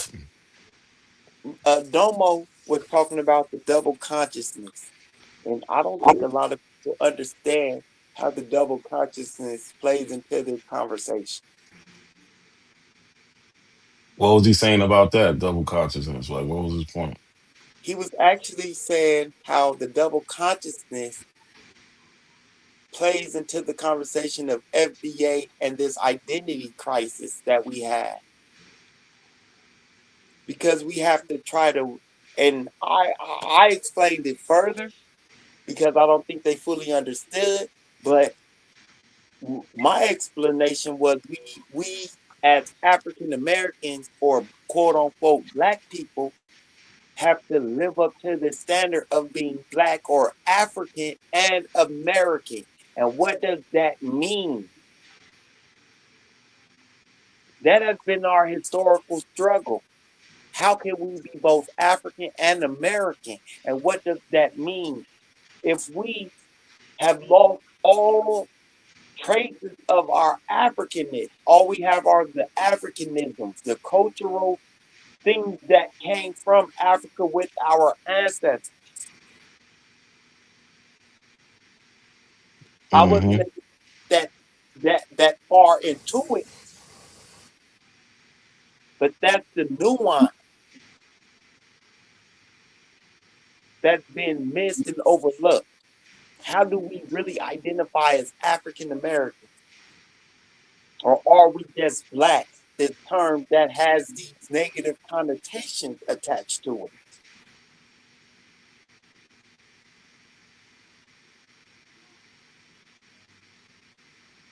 And that's the double consciousness, and that's the fight.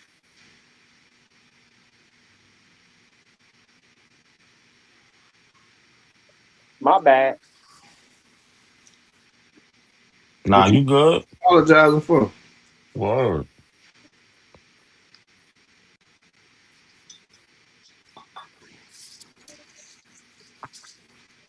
You tripping, bro. Say what you want to say. I just don't be trying to act like I'm better or I know more than anybody. You feel Man, me? fuck all that, man. We already know. Shit, you study a certain topic, bro. You know what I mean? Right. You fixated with that. So you have to appreciate what it is you bring to the conversation.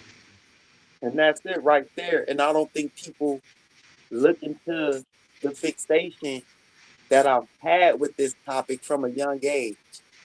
And like people don't know, I've always wondered for a long time, not only what led to the slave trade, but why do we accept the term black and what does it mean to be African American? I've always struggled with that. Yeah, well, the hyphenated Negro was the reason why we accept both, because you had that the Europeans were even hyphenated within themselves. Right. Mm-hmm. And we understood that we came from different places in Africa. Mm-hmm. Like we couldn't just be a Igbo American. We couldn't just be, you know what I'm Right. saying? Yeah, we weren't afforded the opportunity that they're afforded today, where they can come over here and be that. Yeah. So we knew that we was a mixture of those people. So African is the only, you know what I'm saying? Because we descendants from so many different ethnic groups in Africa. Right. So it's those conversations that people are unwilling to have or don't know how to actually have that makes these that give these FBA conversations an area to breathe in and grow in.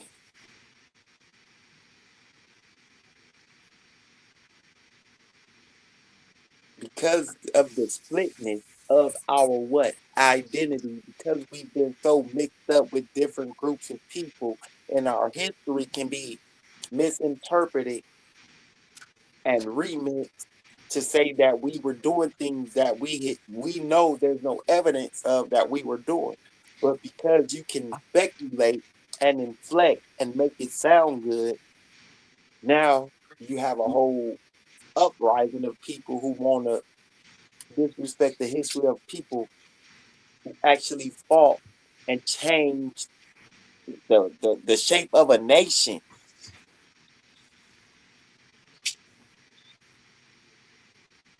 Yeah, just imagine if our ancestors didn't do the type of things that we did. What type of society would we be living in today? You know what I'm So saying? let's go. These liars and thieves ain't understanding us right now. Hmm. Like, would we be even allowed to be on the internet right now? Huh? You know what I'm saying? Like, cause these abos are so against the civil rights movement. If you ever hear them talk, they're so against the civil rights movement. But we wanted to desegregate for a reason. Separate wasn't equal. Separate wasn't equal.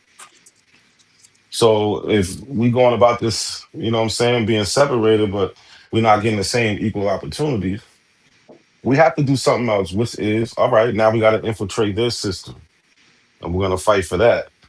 You know what I'm saying? And here we are today. But will we be even have, will we have a separate internet or would they even allow us to have an internet? Because they'd Right. be so scared of what we would do if we was able to talk amongst ourselves in secret and the Bingo. plans we can make and things like that. So it is a good question. Like, what the fuck would it look like What the fuck would it look like if our people didn't fight for the things that we fought for? that they take for granted? Like, Yeah. mm-hmm. But I don't think they'll ever fully understand. You know what I'm saying? Like, I personally think that Black Americans are some of the greatest people in the world Me as too. far as like the disadvantages that we had, that we still have, but the And that resilience. on a yearly basis as a nation and a people and individually, shit. Where some people would commit suicide, I just seen black people stand up and fight their way out of it. Hmm. Well, ever since we've been here. Ever since we've been here. But we want to be Native Americans. Yeah, that Well, shit. Yeah.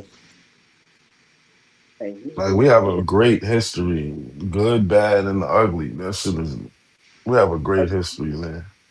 great history. You don't care nothing about that, bro. You say what, Like Sean? literally, You don't care nothing about great history. like literally in every time period, especially in the past, you can find so many different individuals and groups that just did so much. You know what I'm saying? That you could be proud of, like from revolting. You know what I'm saying? Putting hands on people to being going into the legal system and fighting. You know what I'm saying? From people going on to be the first doctors, first lawyers. You know what I'm saying? Just doing all this shit. Like, and even now we're still making first, which is crazy in 2025. But that just shows how the American system was set up for us not to be able to do these things. But we still fight to do it every day. Right. Always make our way through the shit that was set up against us. Mm-hmm. That should tell people something about us as a people. But it doesn't. They think we're No. capitulating to white supremacy.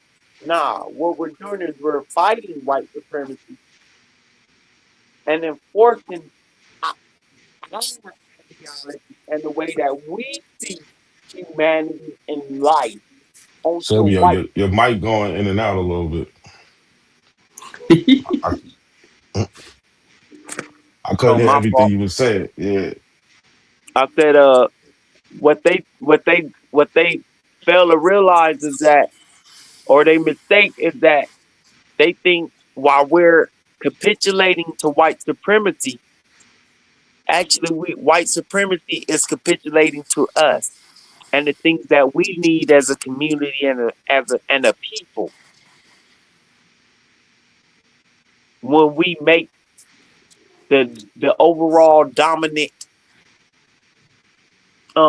people enforce or implement rules that goes against the things that they set up for them. They're capitulating Mm-hmm. to what? We've broken white supremacy. Yeah. Because at the time, that was basically the rule of the land. You know what I'm saying? The unwritten rule. And now it's they'll lose their jobs, their careers. You know what I'm saying? Over having those type of sentiment. But back in the day, they could do that shit freely. So yeah, I agree that we broke that shit. Even though it still exists, but they got to be more on the secretive with it. They can't just be out in the open like they was with our on our ancestors was coming up. You're right. But now because we have allowed certain elements to certain elements have infiltrated the talking point of some black people, some African American, what they might call leaders or voices in the community. White supremacy has now started being more prominent and being shown by the people like Nick Fuentes. If anybody saw that Pierce Morgan interview with him on Nick Fuentes, him and Nick Lucky Fuentes, played it the other day. oh, that shit was crazy. Oh, I watched it before Psycho played it. And Garfield, oh, I was like, this shit is crazy. I actually didn't watch it all. I watched some of it. Because I couldn't take it. I'm like, this man needs to be in jail. What you gonna lock him up for? Terroristic threat.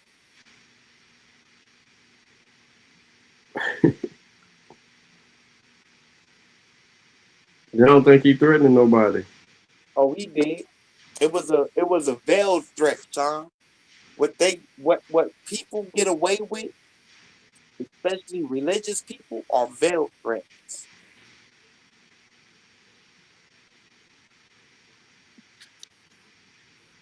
Oh man, yo, my time is up, man. Yeah, I gotta bro. go. I gotta go give some time to the lady, or she cursed Yeah, me out. yeah, I feel you, bro. I feel you. And shit, Word. Cynthia, yeah, I'll let y'all say y'all pieces, man. Peace. I'll holler at y'all, gentlemen, at another time. Y'all keep pushing that information. Keep the elbows on their toes and running from the truth, because that's all they can do. All All right, right, bro. peace, Saber. You have a safe night, yo. Peace in the chat. Y'all make sure y'all share, like this video, man. And as soon as Sean end this video, go to the comment section and leave a comment, man. That shit helps. All the likes, all the shares, all the comments, that shit helps, man. But yeah, Sean, have a good night. Be safe. I'll All catch right. you on the next one. Yes, sir. All right, bro. Peace. Peace. from Africa, but they will be able to tell you about Africa. They wouldn't be vaguely saying they from Africa, brother. Like when a European says I'm from Europe, he doesn't say I'm from Europe. He says I'm from Germany. I'm from a particular province. I still got people out there, right? You know, when people say hold on. When people say they from Asia, they tell you where about from Asia they from. They tell you their province. They tell you they still got people out there. These people will confirm that they are indeed a part of their heritage. But you niggas was calling y'all African? Oh, mysteriously, you have no contact with the people you say you descend from. So I don't believe you. Bro. Hating Africa and hating the African, we ended up even hating ourselves without even realizing it. Because you can't hate the roots of a tree and not hate the tree. The roots of a tree and not hate the tree. You ain't no Indian, please try again. Everybody know you's an African. And Malcolm X said, you can't hate the root without hating the tree. Now take a look at you, you's a wannabe Cherokee. And I told you before, you need some therapy. And why you never show the genealogy? You owe your ancestors an apology. And you know they turning over inside of their graves just because you don't wanna come from a slave. So you gotta take this whip in. I caught another apple slipping. Caught another apple slipping. Caught another apple slipping. Caught another apple. Caught another apple. Caught another apple slipping. Caught another apple. Let's go slipping. Caught another apple. Let's go slipping. Caught another apple. Caught another. Let's go. Caught another apple slipping.